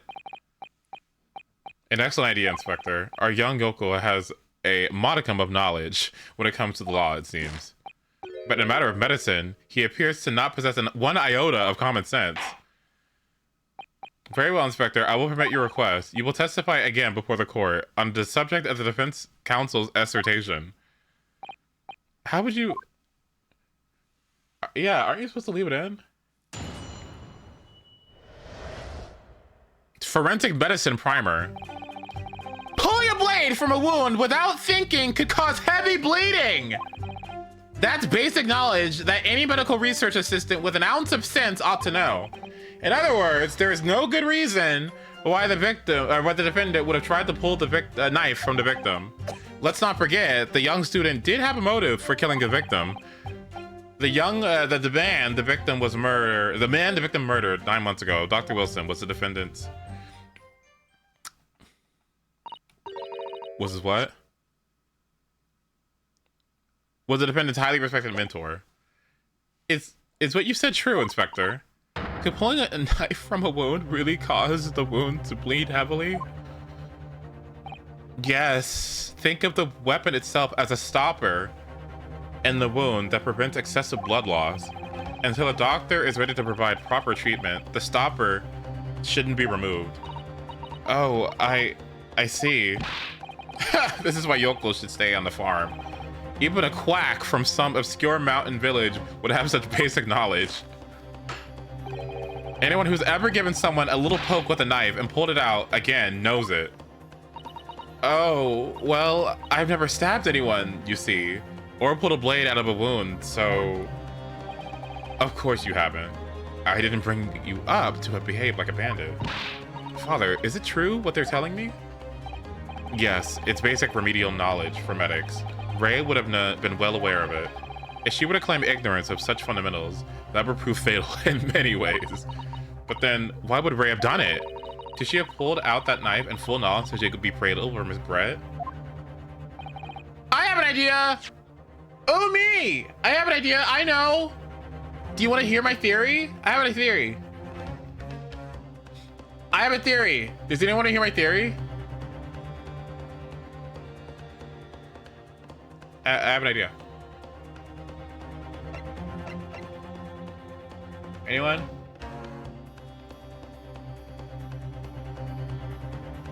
Well, want to hear it? Okay, go ahead.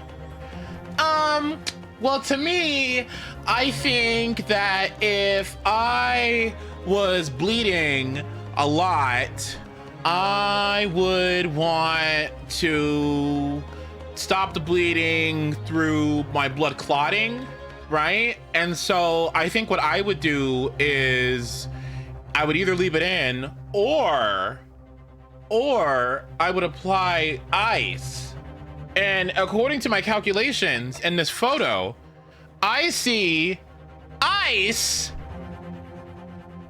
back here. So to me, I think I would remove the knife to apply ice to the wound to stop the bleeding, or to get the blood to clot to stop the bleeding a bit. Maybe.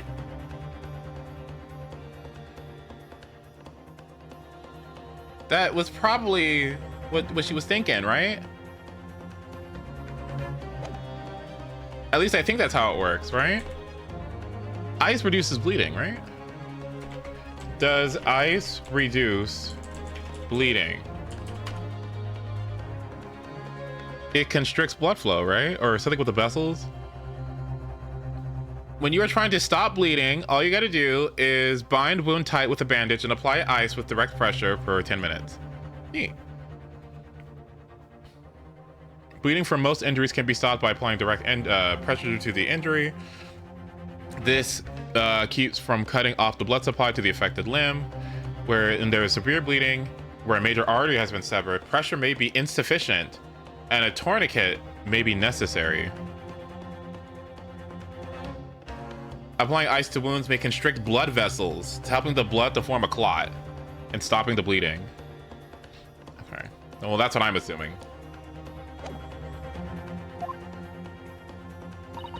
Ray never once mentioned anything about a knife to me. It would seem almost impossible to believe, but could my friend actually have... Susato? Yes? Pull yourself together. We mustn't lose sight of why we're here. Counsel, it's time for your cross-examination. Oh, yes, Your Excellency. However, I must warn you that if your cross-examination fails to identify any issue with the established facts, I will be removing my adjudication immediately, or moving to my adjudication immediately afterwards, okay? Do you want to be adjudicated? I don't think you do.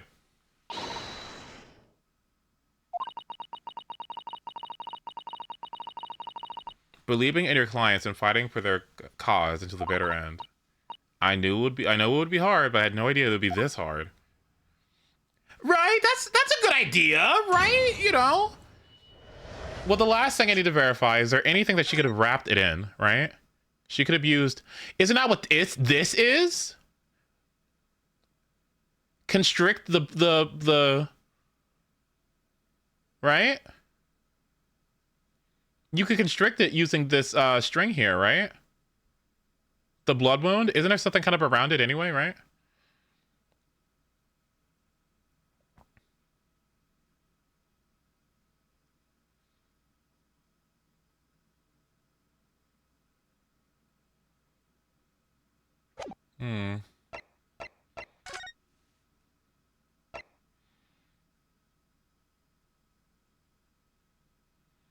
Oh no.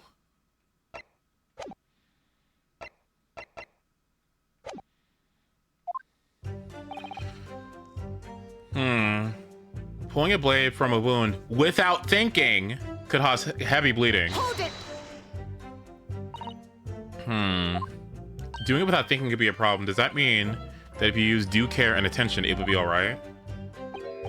I wouldn't have thought this needed spelling out really, but the blade is like a stopper. Yep, remove it and a hemorrhage could happen. In other words, a medic would need to be present to make any attempts to withdraw the blade. Doing it without thinking would be madness. You just can't do it. Oh, well, thank you for such a thorough explanation. You see, Council? When you act without thinking, the result could be a bloodbath. Ugh. That's basic knowledge of any medical assistant without with an ounce of sense ought to know. Hold it. In that case, there's an obvious explanation here, which is clearly the defendant does not have an ounce of sense. What do you think about that, Professor Mikitoba? I'm not sure that you should be labeling your best friend and lacking in common sense. Well, I thought it would be better than labeling her as a murderer. I do not know young people. I do not know young people today. If that's friendship, I don't understand it. Careful, Council. A lack of common sense can be a very dangerous thing. Oh, fuck. That recoiled on me rather badly. That's life, I'm afraid. A lesson everyone must learn. Hopefully, you can now see that this is really basic medical knowledge. Being involved in medical research, Membami-san would have certainly been aware of it. Hold it. But the defendants had suddenly encountered somebody she knew lying on the ground, bleeding to death. That sight could have shocked her delicate sensibilities, causing her to remove the blade inadvertently. I really don't think inadvertent actions could explain this. The woman is a medical research assistant. I can't imagine that she would behave so irrationally. Oh, but irrational behavior is a woman's prerogative, isn't it? No, dear. You have a lot to learn about women. Only a small-minded man could have such a bigoted views.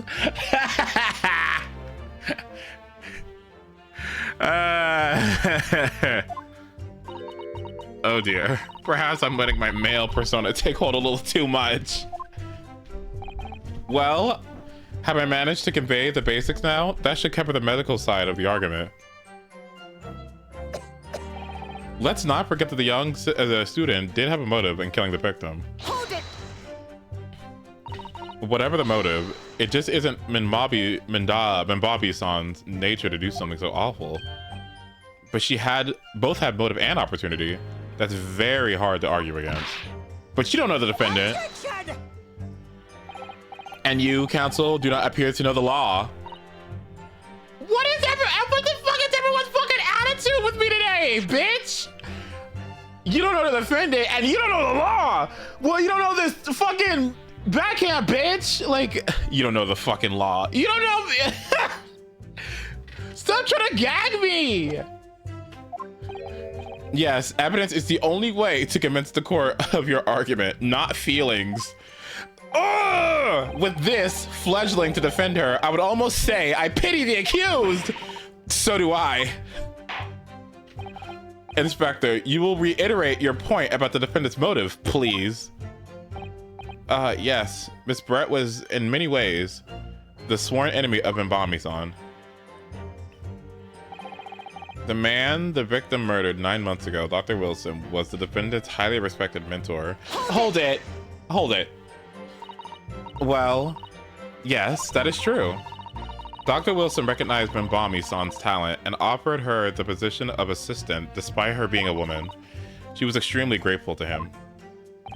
Yes, the Englishman appears to have been a very broad-minded individual. Dr. Wilson had no time for outdated traditions. He was met with opposition, of course, but he firmly believed in Mbami-san's abilities. Clearly, the defendant was in the man's debt, which only serves to prove my point. This is hopeless. I can't find a single crack in his testimony anywhere. If Ray knew that withdrawing the blade from the wound would threaten Miss Brett's life further, I just can't think of a way to explain why she did it. Susato, at times like this, it's important, especially important, to remember the fundamentals. The fundamentals. Evidence is what counts in the courtroom, isn't it? I think perhaps you're forgetting something. You should examine it in greater detail.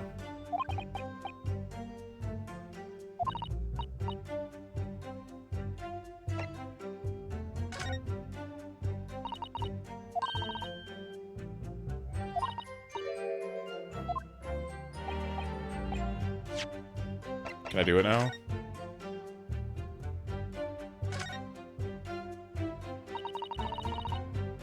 Wait. Oh, she is eating this look. Oh my god. If we take off the pen's lid.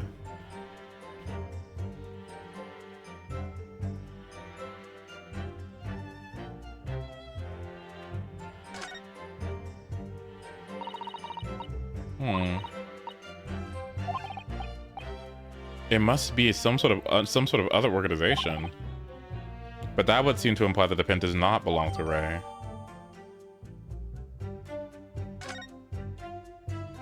I could verify and see if that is on the newspaper.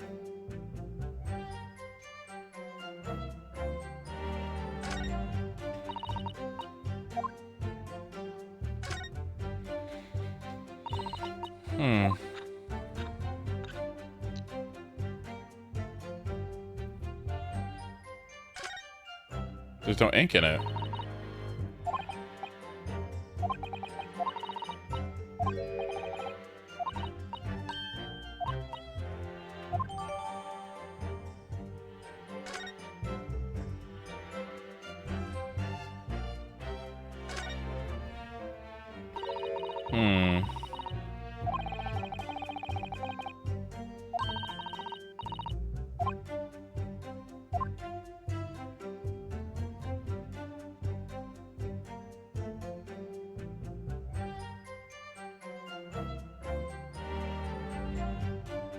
Looks like we examined everything about this pen.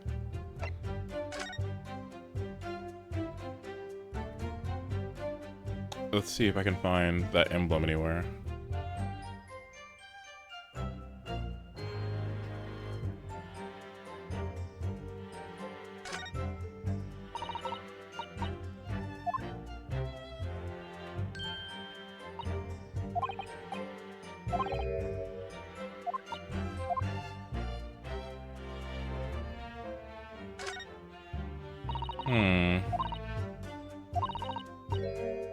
Deadly poison stolen from Yume Medical Research Laboratory.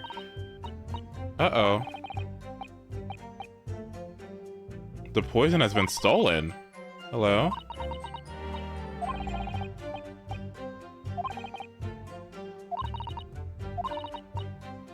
There was no article mentioning this story in our paper this morning, was there?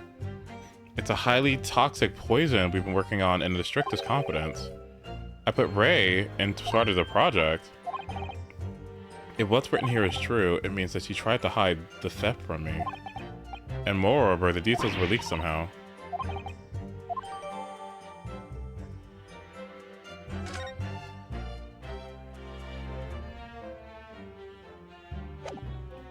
And how do we do that? Following a lecture at Yume University by Soseki Natsume on the 11th of August, it's come to light that a very disturbing incident took place. A deadly poison being secretly developed in the university's forensic science laboratory was stolen. Even the smallest amount entering the body, either via the mouth or via a wound from a poison-laced blade, could prove fatal in minutes. Current methods cannot detect the newly developed chemical. The university would have to be consulted. Onset of symptoms occurs in minutes, starting with impaired No. So that's what she was poisoned. No, I was right. No. No. My defense. No. Enemies when they fight Nicole and Zenless. My defense. No. Okay, onset of symptoms occurs in minutes, starting with impaired breathing and ending with acute contraction of the pupils prior to death. Such symptoms would be suggestive of this toxin. It is apparently an entirely new synthesis of alkaloids and rumored to be commissioned by the military. The military? Uh-oh.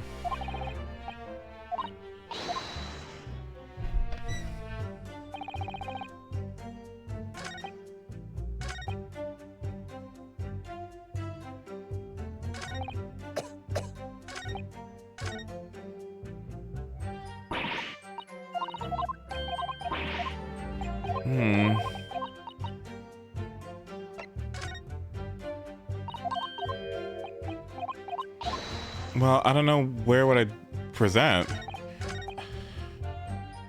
I mean, there is a reason. I can think of plenty of reasons, actually. She could try to have used hi crew. She could have tried to use ice to stop it. She could have.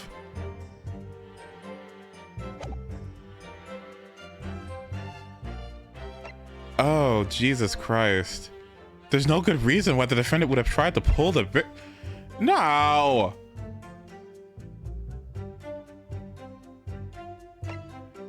No. There's no good reason. That's not a good reason, is it? I don't want to present this, but I think I should.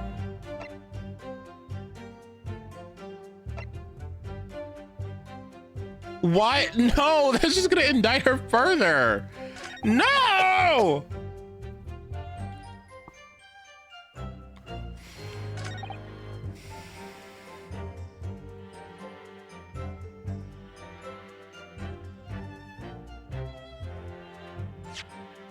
Oh, this is so bad. I don't know which one to present to. Scott, I need help.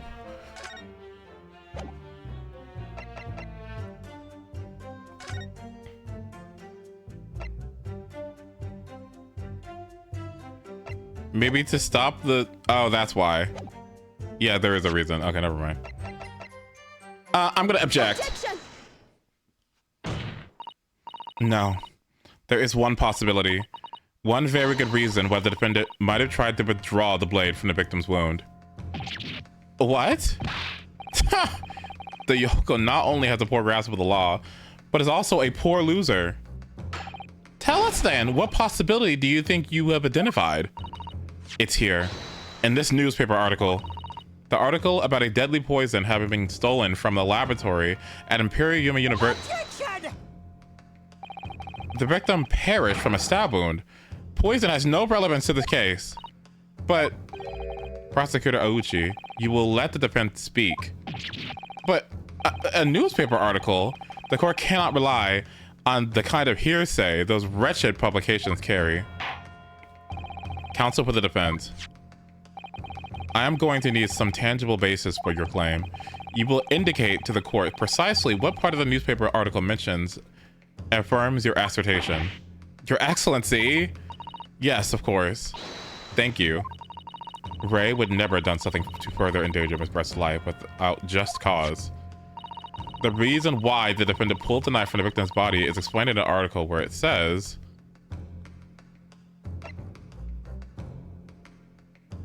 Deadly in tiny quantities. The article reveals the following property about the poison in the question. When the toxin enters the body, on a knife laced with the poison, it is rapidly absorbed and causes death in minutes. Are you suggesting? If the knife used to attack Miss Brett was laced with this very poison, it would explain why the defendant, Mimbami-san, would have withdrawn the blade as soon as possible. Yes, the truth is, it was an attempt to stop the poison from entering the victim's body. Objection! This is complete and utter nonsense. Not at all. The defendant withdrew the blade from the victim's body not to accelerate the woman's demise, but to save her life, and the prosecution cannot deny the possibility. Have you not read the post-mortem report? The cause of death was hemorrhage. The word poison appears nowhere in the document. Well, that's because by acting quickly to remove the blade, the defendant prevented the poison from taking hold. Objection! Oh, please. This is clear desperation. The weasel's last breaking of wind. Poison has nothing whatsoever to do with this case, as I believe the defense is well aware. We have no proof that the information in this wretched newspaper article is at all reliable anyway. In that situation, what the student should have done is wait for medical assistance to arrive.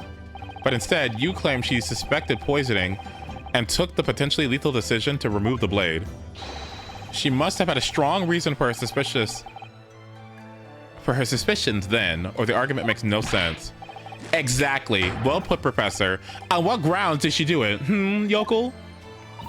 Why did Ray suspect the stolen poison was involved? If you want grounds, I'll give you grounds. My coffee beans. What? You can't possibly. From your expression, counsel, it would appear that those are not empty words. Well, naturally, as you stand in the courtroom as a lawyer, you must be aware that words alone, empty or not, are of no value in the modern justice system. The court demands evidence. Yes, Your Excellency, I'm well aware of that.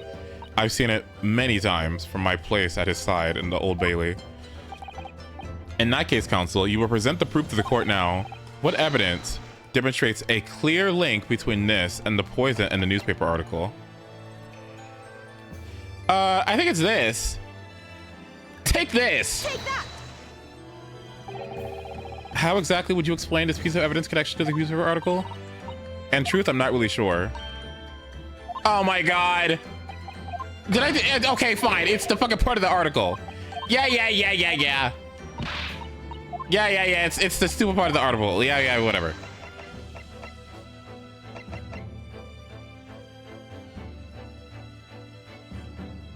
Or it's the fucking artist's report. Take that! I would like the court to refer to the notes section of the postmortem report, which reads, extreme meiosis, pupil constriction, was observed in the victim. Clearly, being a yokel with no knowledge of forensic science, I have no idea. So please, do tell me. Presumably, the fact that this condition of the victim was noted in the postmortem report means that it is an unusual symptom of death. Well, under normal circumstances, the pupils dilate when somebody dies. If there was extreme constriction instead, that most certainly is unusual, yes. What are you doing, you yokel detective? In the newspaper article, there is the following information about the stolen poison. Onset of symptoms occur in minutes, ending with acute contraction of the pupils prior to death. What?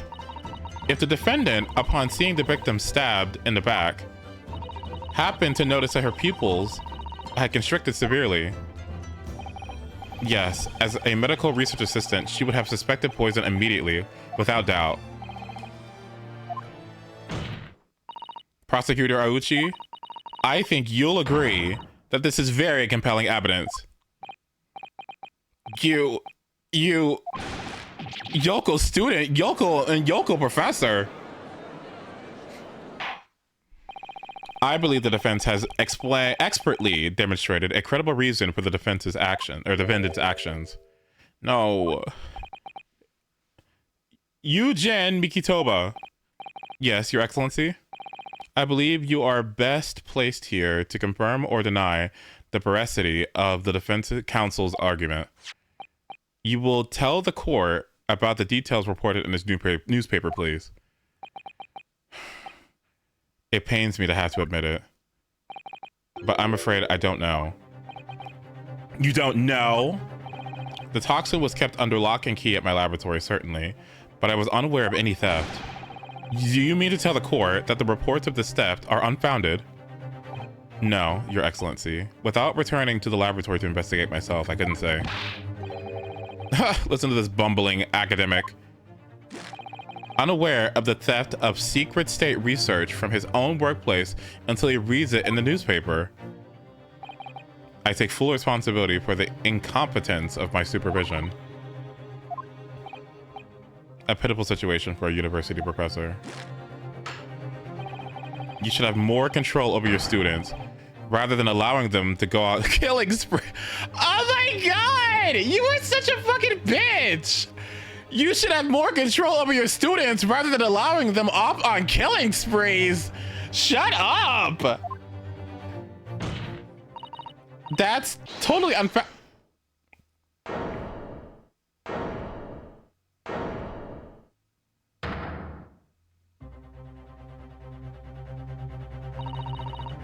None of this is Professor Mikitoba's fault. It's all my fault. Ray, Mabani-san, you stand accused here. Outbursts like this will not be tolerated. But it was me.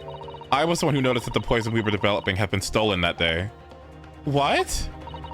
So you knew. I've been placed in charge of overseeing the project. It was the day that the professor and Soseki-san were interviewing together for the newspaper. That's when I noticed some of the poison was missing. Just a tiny amount it was. Why didn't you let me know immediately? I was scared. The whole project was supposed to be confidential, but some of the toxin had somehow been taken. So I decided I'd try to get it back before anyone else had found out. Because I had a very good idea who the thief was. The thief? You don't mean... Yes, of course. It was that dainty English woman. Miss Giselle Brett? That's why I decided to join the little group of people going to the seaside. Inside the beach hut, I confronted Miss Brett. But she had just sat on the stool at the back of the hut, smiling sweetly at me, as if she knew she was untouched. I know it was you who stole the poison. Well now, whatever do you mean? And then, she suddenly got to her feet, before falling to her knees in front of me and then collapsing on the floor. That's when I saw the knife in her back. I couldn't understand what had just happened. And then, a moment later, I was seized with fear. The pupils of her eyes had shrunk to tiny pinpoints. I don't believe it. In other words, you realize that the victim was suffering the effects of the stolen poison. My mind started racing. I hadn't seen anything past Miss Brett's lips while I'd been with her, which only left one possible way for the poison to have entered her body, on the blade of the knife in her back. And that train of thought was what spurred you to withdraw the blade. Yes, if the amount that had entered her bloodstream was small enough, she might have still had a chance. That's what I hoped. Really, I'm so sorry for staying silent this whole time.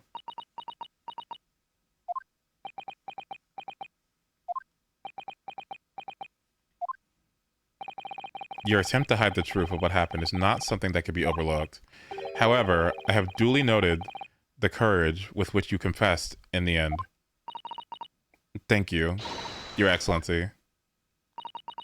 It's barely perceptible, but I do think the balance has shifted a little here in this courtroom now. Your Excellency, do not be deceived.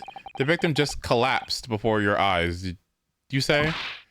Well, Mbami-san, if that's the case, perhaps you could explain how Miss Brett came to be stabbed? Well, you have no answers simply because is it not that you stabbed the victim motivated by revenge? Can we just use logic here? How was she like so what? Did she like turn around and say no? I think it's stabbed in the back, and then she did like a fucking like Mario fucking spin like oh, and then fell over on her front. Like how would that even make sense?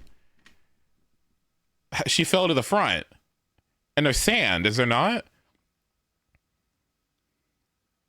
Like how would that? It doesn't make sense. It doesn't make sense. Objection! But you have no conclusive evidence to prove that assertion, do you?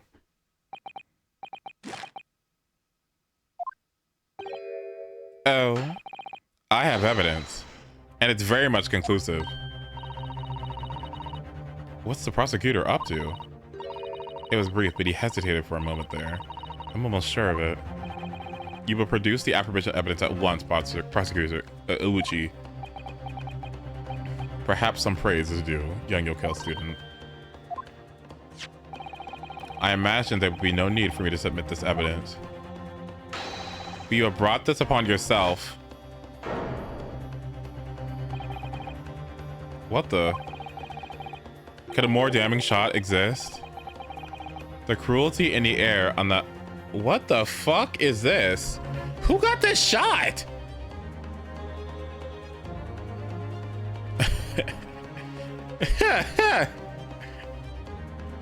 Who got this shot? Who took this picture? Oh my god. Oh my god. Me when people make fun of Siege Win.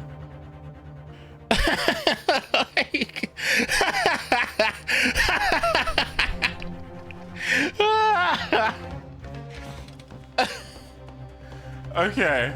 What could be a more damning shot exist? The cruelty in the air on that beach is almost palpable. This evidence, more than any other, reveals the true extent of the accused murderers. Who took this? For it shows the precise moment that Membani-san plunged to... Who gave this to you? Whoever took this picture is the same person who could have stabbed her. What? This is like too good. Is he an idiot?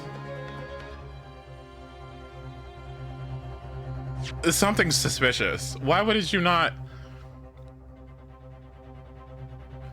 This is why I'm like, how do you commit crimes nowadays? Like legit, right? I don't get it.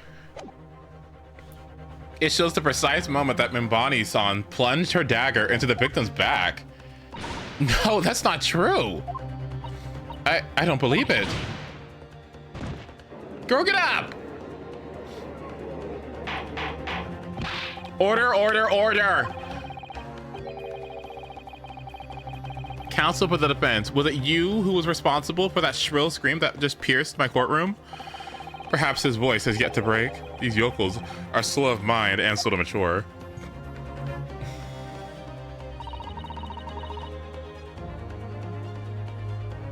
I'll show you who's slow to mature. Careful now.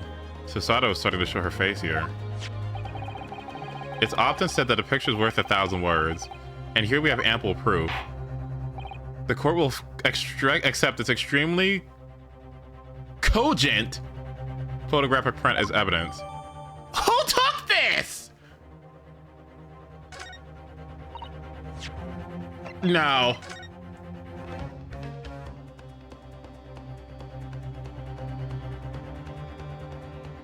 Wait a minute, that has the same cracked image as the person who took this photo.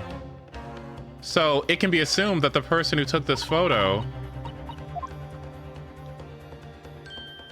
has the same camera lens?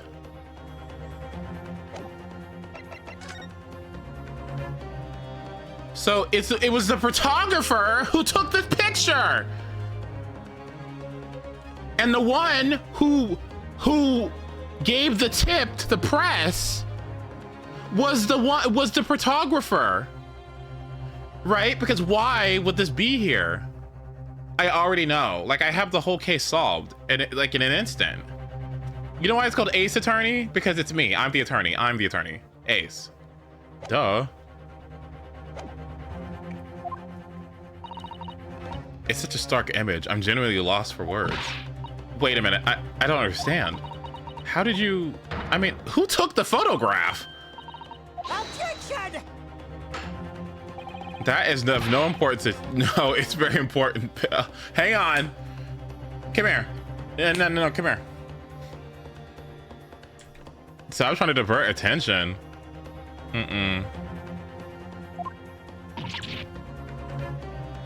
Nah, I don't know about that, buddy.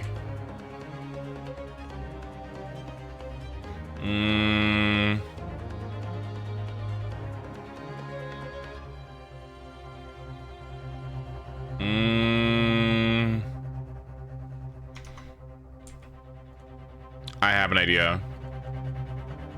No.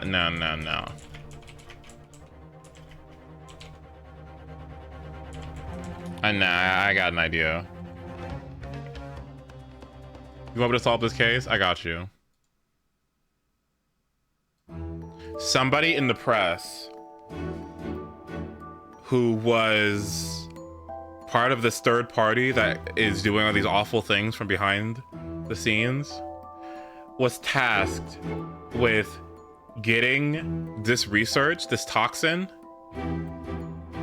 to facilitate their other crimes and take out their adversaries. So they needed this evidence. Miss Lady tried to take it for herself, and then it was instructed that she needed to be taken out. So somebody who was a rat or who was working undercover at the press was tasked with both retrieving this toxin and taking her out because she needed to go. So, under the guise of that interview that day, they came in, took pictures for the press, which is how this was submitted so quickly, and how they were able to easily report on this poison situation before even our dad got to figure it out.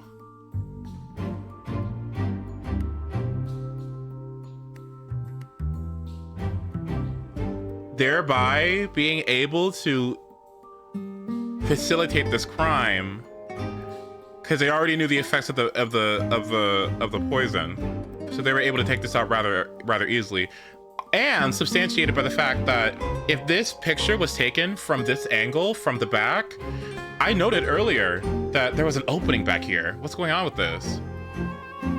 It's like wide enough for somebody to take a photo, right, with a camera lens, but like you can see, this camera lens has that same broken, fragmented upper right corner as this one here. So there's a third party here, and I think the reason why I checked my history and dude was being hesitant right there is because this third party, this photographer person, didn't want to be revealed because they knew that as soon as they were found out, they would be tried in court. That's my theory. Objection! That's an absurd thing to say. It's crucially important. Whoever took this photographic print was a witness to Miss Brett's death. The court must be allowed to hear this person's testimony. I will uphold the defense's demand. The prosecution will reveal the identity of the person who was responsible for taking this photo at once. Well, I'm afraid I can't do that because they're from Great Britain, aren't they? They're from Great Britain, isn't it? Pardon? You see, this print arrived at the Imperial Police Bureau headquarters by express post yesterday, but there is nothing to indicate the sender's name or address. The Providence of the print is unknown. Not the provenance. The what? The what? The provenance? Yeah. We understand, then, Council, that in full knowledge of the fact that this photograph has the murkiest of origins, you nevertheless believe it fit for submission as evidence to the Supreme Court? When you first procured that print before, I noticed that you hesitated for a brief moment, because you knew that it wasn't completely reliable evidence, didn't you? Silence, you local student and blabbering professor. What matters is the blatant truth that this print so eloquently expresses. But the defendant has already admitted to pulling the blade from the wound. Clearly, this isn't the moment that the knife was plunged into the victim's back, but the moment it was withdrawn. Don't waste the court's time with your ramblings. Indeed, without knowledge of who produced this print, we have no means of escape. We have no means of verifying the claim. And the scene that it captures is without a doubt the most compelling evidence presented to the court. If the defense is unable to shed any further light on the matter, I believe the conclusion is clear. I don't think so. I don't think that's how that works. No, that's not how that's not how it works. That's not how it works. That's not how it works. That's not how it works. Oh no, Susato, this is the time for you to fight. If what you've established so far is true, there could only be no doubt that this photograph posed the exact moment that Ray withdrew the blade from the victim. Yes, we just need to prove that somehow. You'll have plenty of time to rue your defeat on the slow train back to the provinces, and to rue the day that you came up against Tatsuki Uchi and the court of law. Can you imagine that there is court that is being submitted to courts, like evidence that's being submitted to courts right now that has AI generation in it, and you need an expert person to look at the fucking data and the picture and the evidence to ensure that it's not like that it's authentic and not AI generated?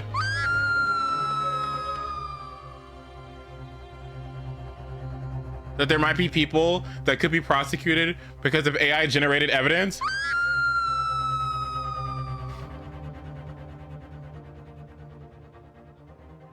How many people, you think? You know that number's just gonna grow, right? Hey, what job do you have, Ace? Like, what job do you have? Oh, I'm just an AI evidence detector. What?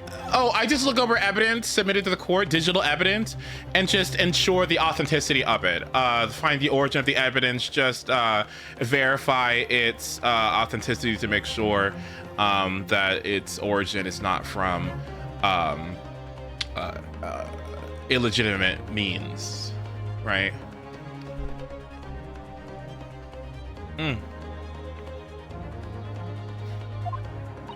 If I can't determine who took this photograph, then the trial is going to come to an end. I can! There must be a clue somewhere. I mean, I know. Your Excellency, the burden of who took the photograph, the burden in question is who took the photograph. And the truth is, I have the answer.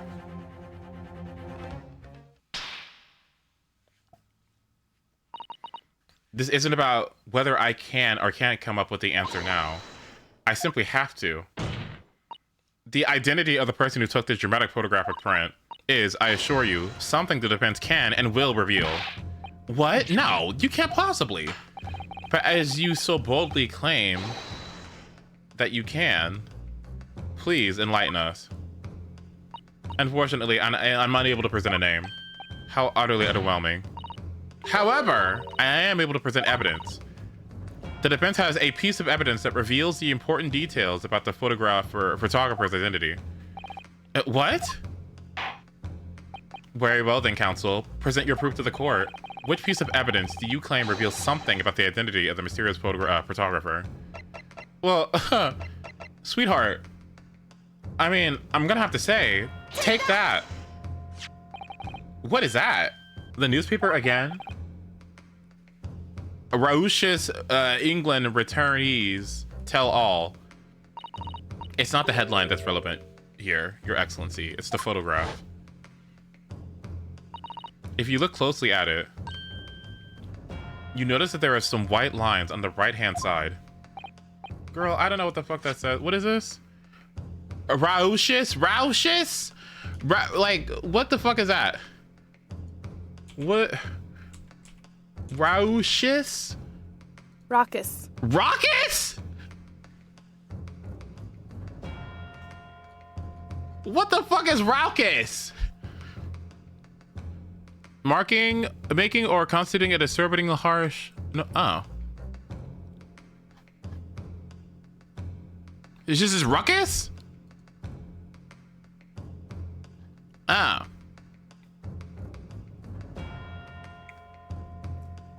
Molly is rating everyone's Astros on stream, and if you're not maxed out, you get the axe.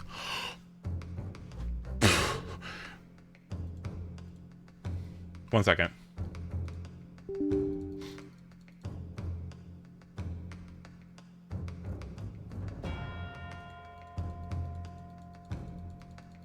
I need a moment.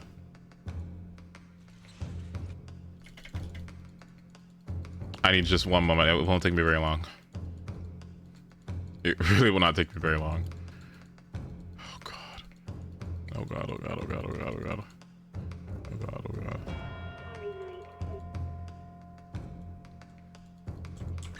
I'll protect you from any. Take a deep breath. The spotlight's about to shine.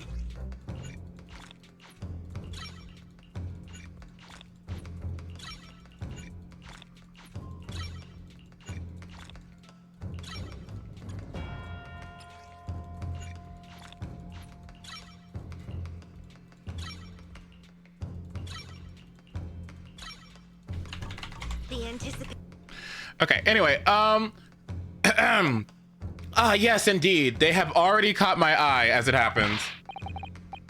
What of it? A shadow of some kind, presumably, from the branches of a tree or the like. There is no trees growing inside my laboratory at my university, I can assure you. Now, if you look closely at this photograph,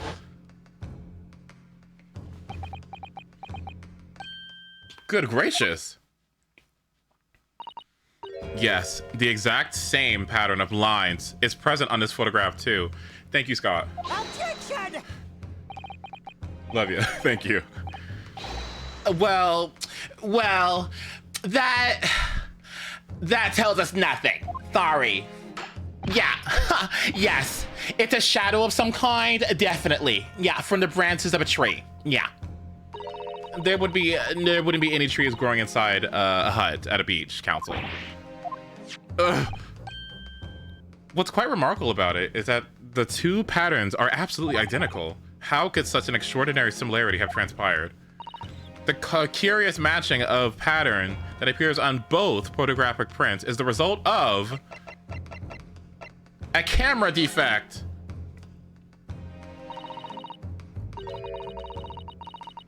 What is thy game of why I have never totally seen before, or totally why? I don't know. Maybe you don't have taste. Hold on, let's see. Obviously, it must be due to a problem with the camera used to take photograph. Yes, we confidently can say. Confidently can say what?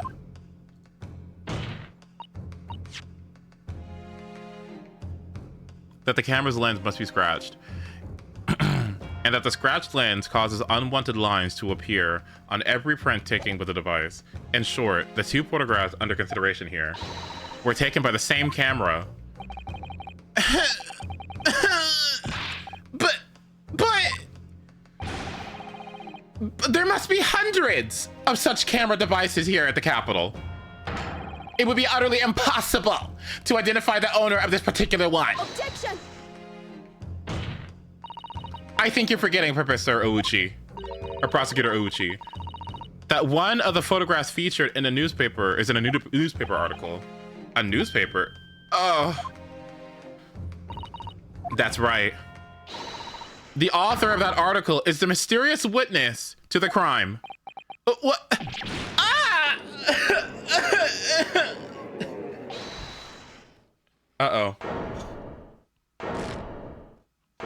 It has to be, what's his name? The interviewee. I see what you were called a...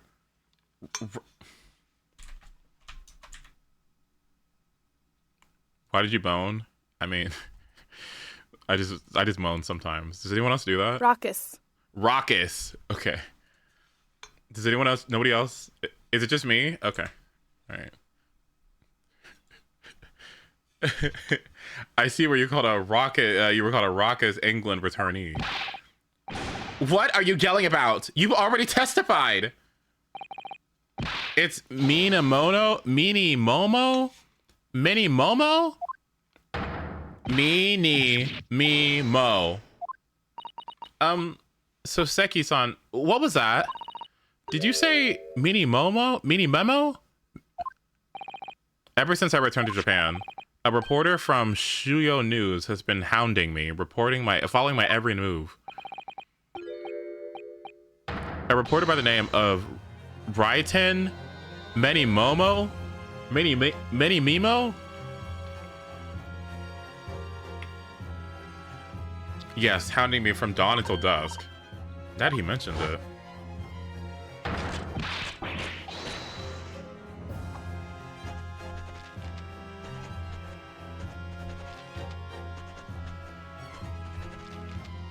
Oh, that makes sense. Why does that guy have purple on his...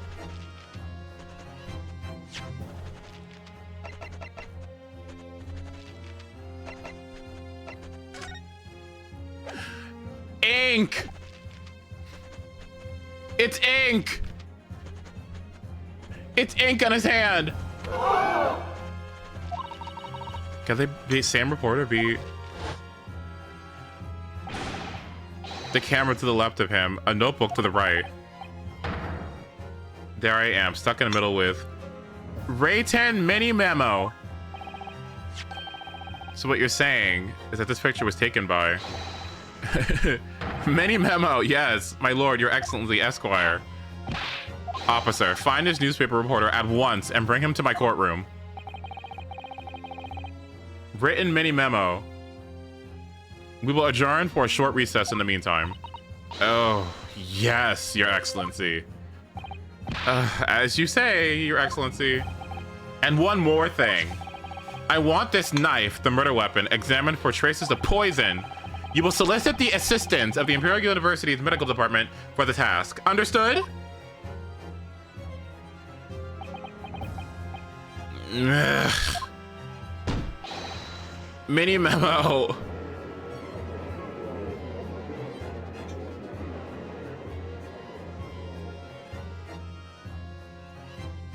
Can I take a break? To be continued? Oh, that's perfect. I have to stop stream anyway. Wait, cock and immersion music?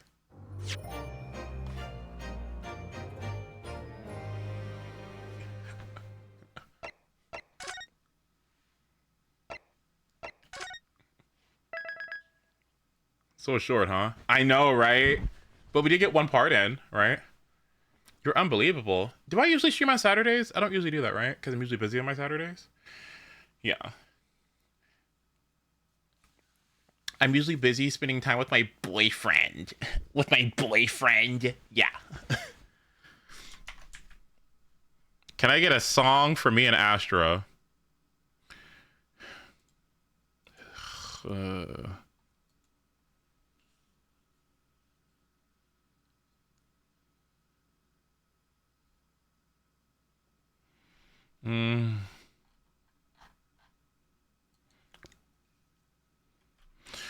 Okay, let's find all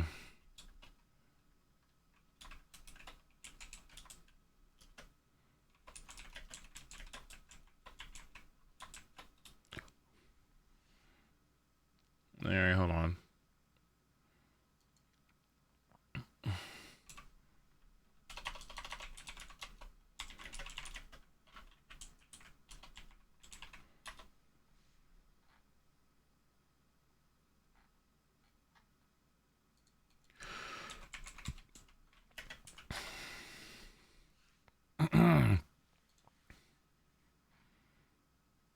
Karaoke.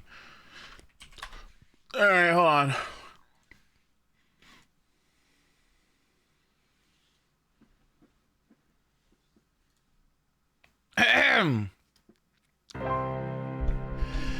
Happy birthday to you. Happy birthday to you. Happy birthday, Keontae. Happy birthday to you. We're gonna say hip hip hooray on this very special day. I got you a bouquet. I hope that it's okay. All right, hold on, okay. Happy birthday, Keontae. What more is there to say? It's your special day. And now it's time to go play. I hope you have work off all day, and we're all here to say I hope that the fun doesn't decay. Happy birthday, Keontae. There you go. There you go. There you go. Wait, do I need wrap it up, please? All right. Do I need to do Astra too?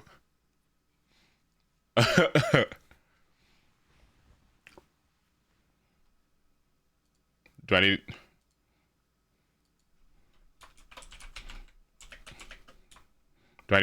to do Astra too?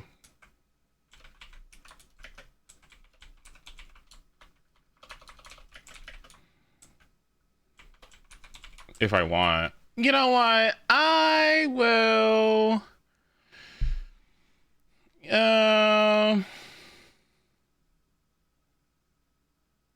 What the hell, sure. Why not? What the fuck runs with Astra?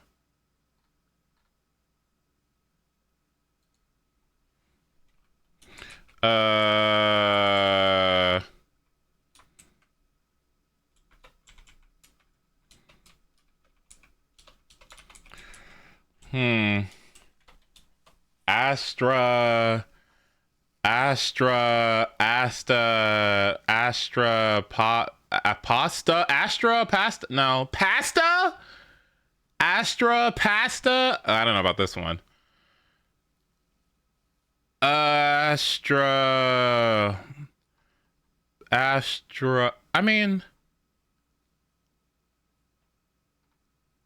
I don't know. Can you rhyme Yao?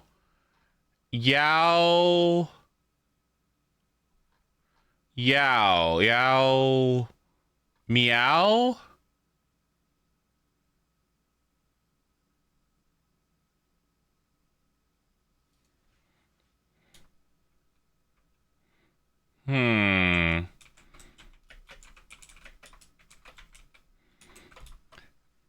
Yao.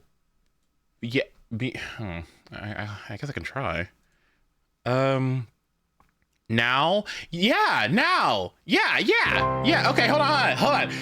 Happy birthday to you. Let's get the other part.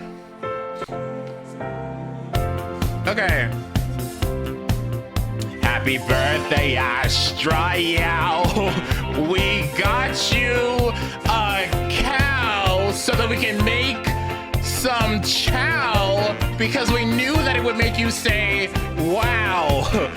And I hope you take a bow and tell us all how that you made a vow. Happy birthday, Astrial. There you go. That's how you do it. Wow. Okay, we're done. I gotta go. All right, I'm gonna go. I'll be back tomorrow or Monday. I might stream that this next time I do. Maybe not, actually. Maybe I'll just do something else. I still have to do Liza P DLC, but I need to look it up. So, but I do want to finish this case. So yeah, I will do that, and then I will. I need to get clothes done. Actually, I need to wash clothes. Yeah, I might play Rivals too. Anyway, I am gonna go. Okay, so I'm gonna let you guys have a good evening, right? Thank you for joining me, and we'll do more Ace Attorney next time. Okay, that sound good?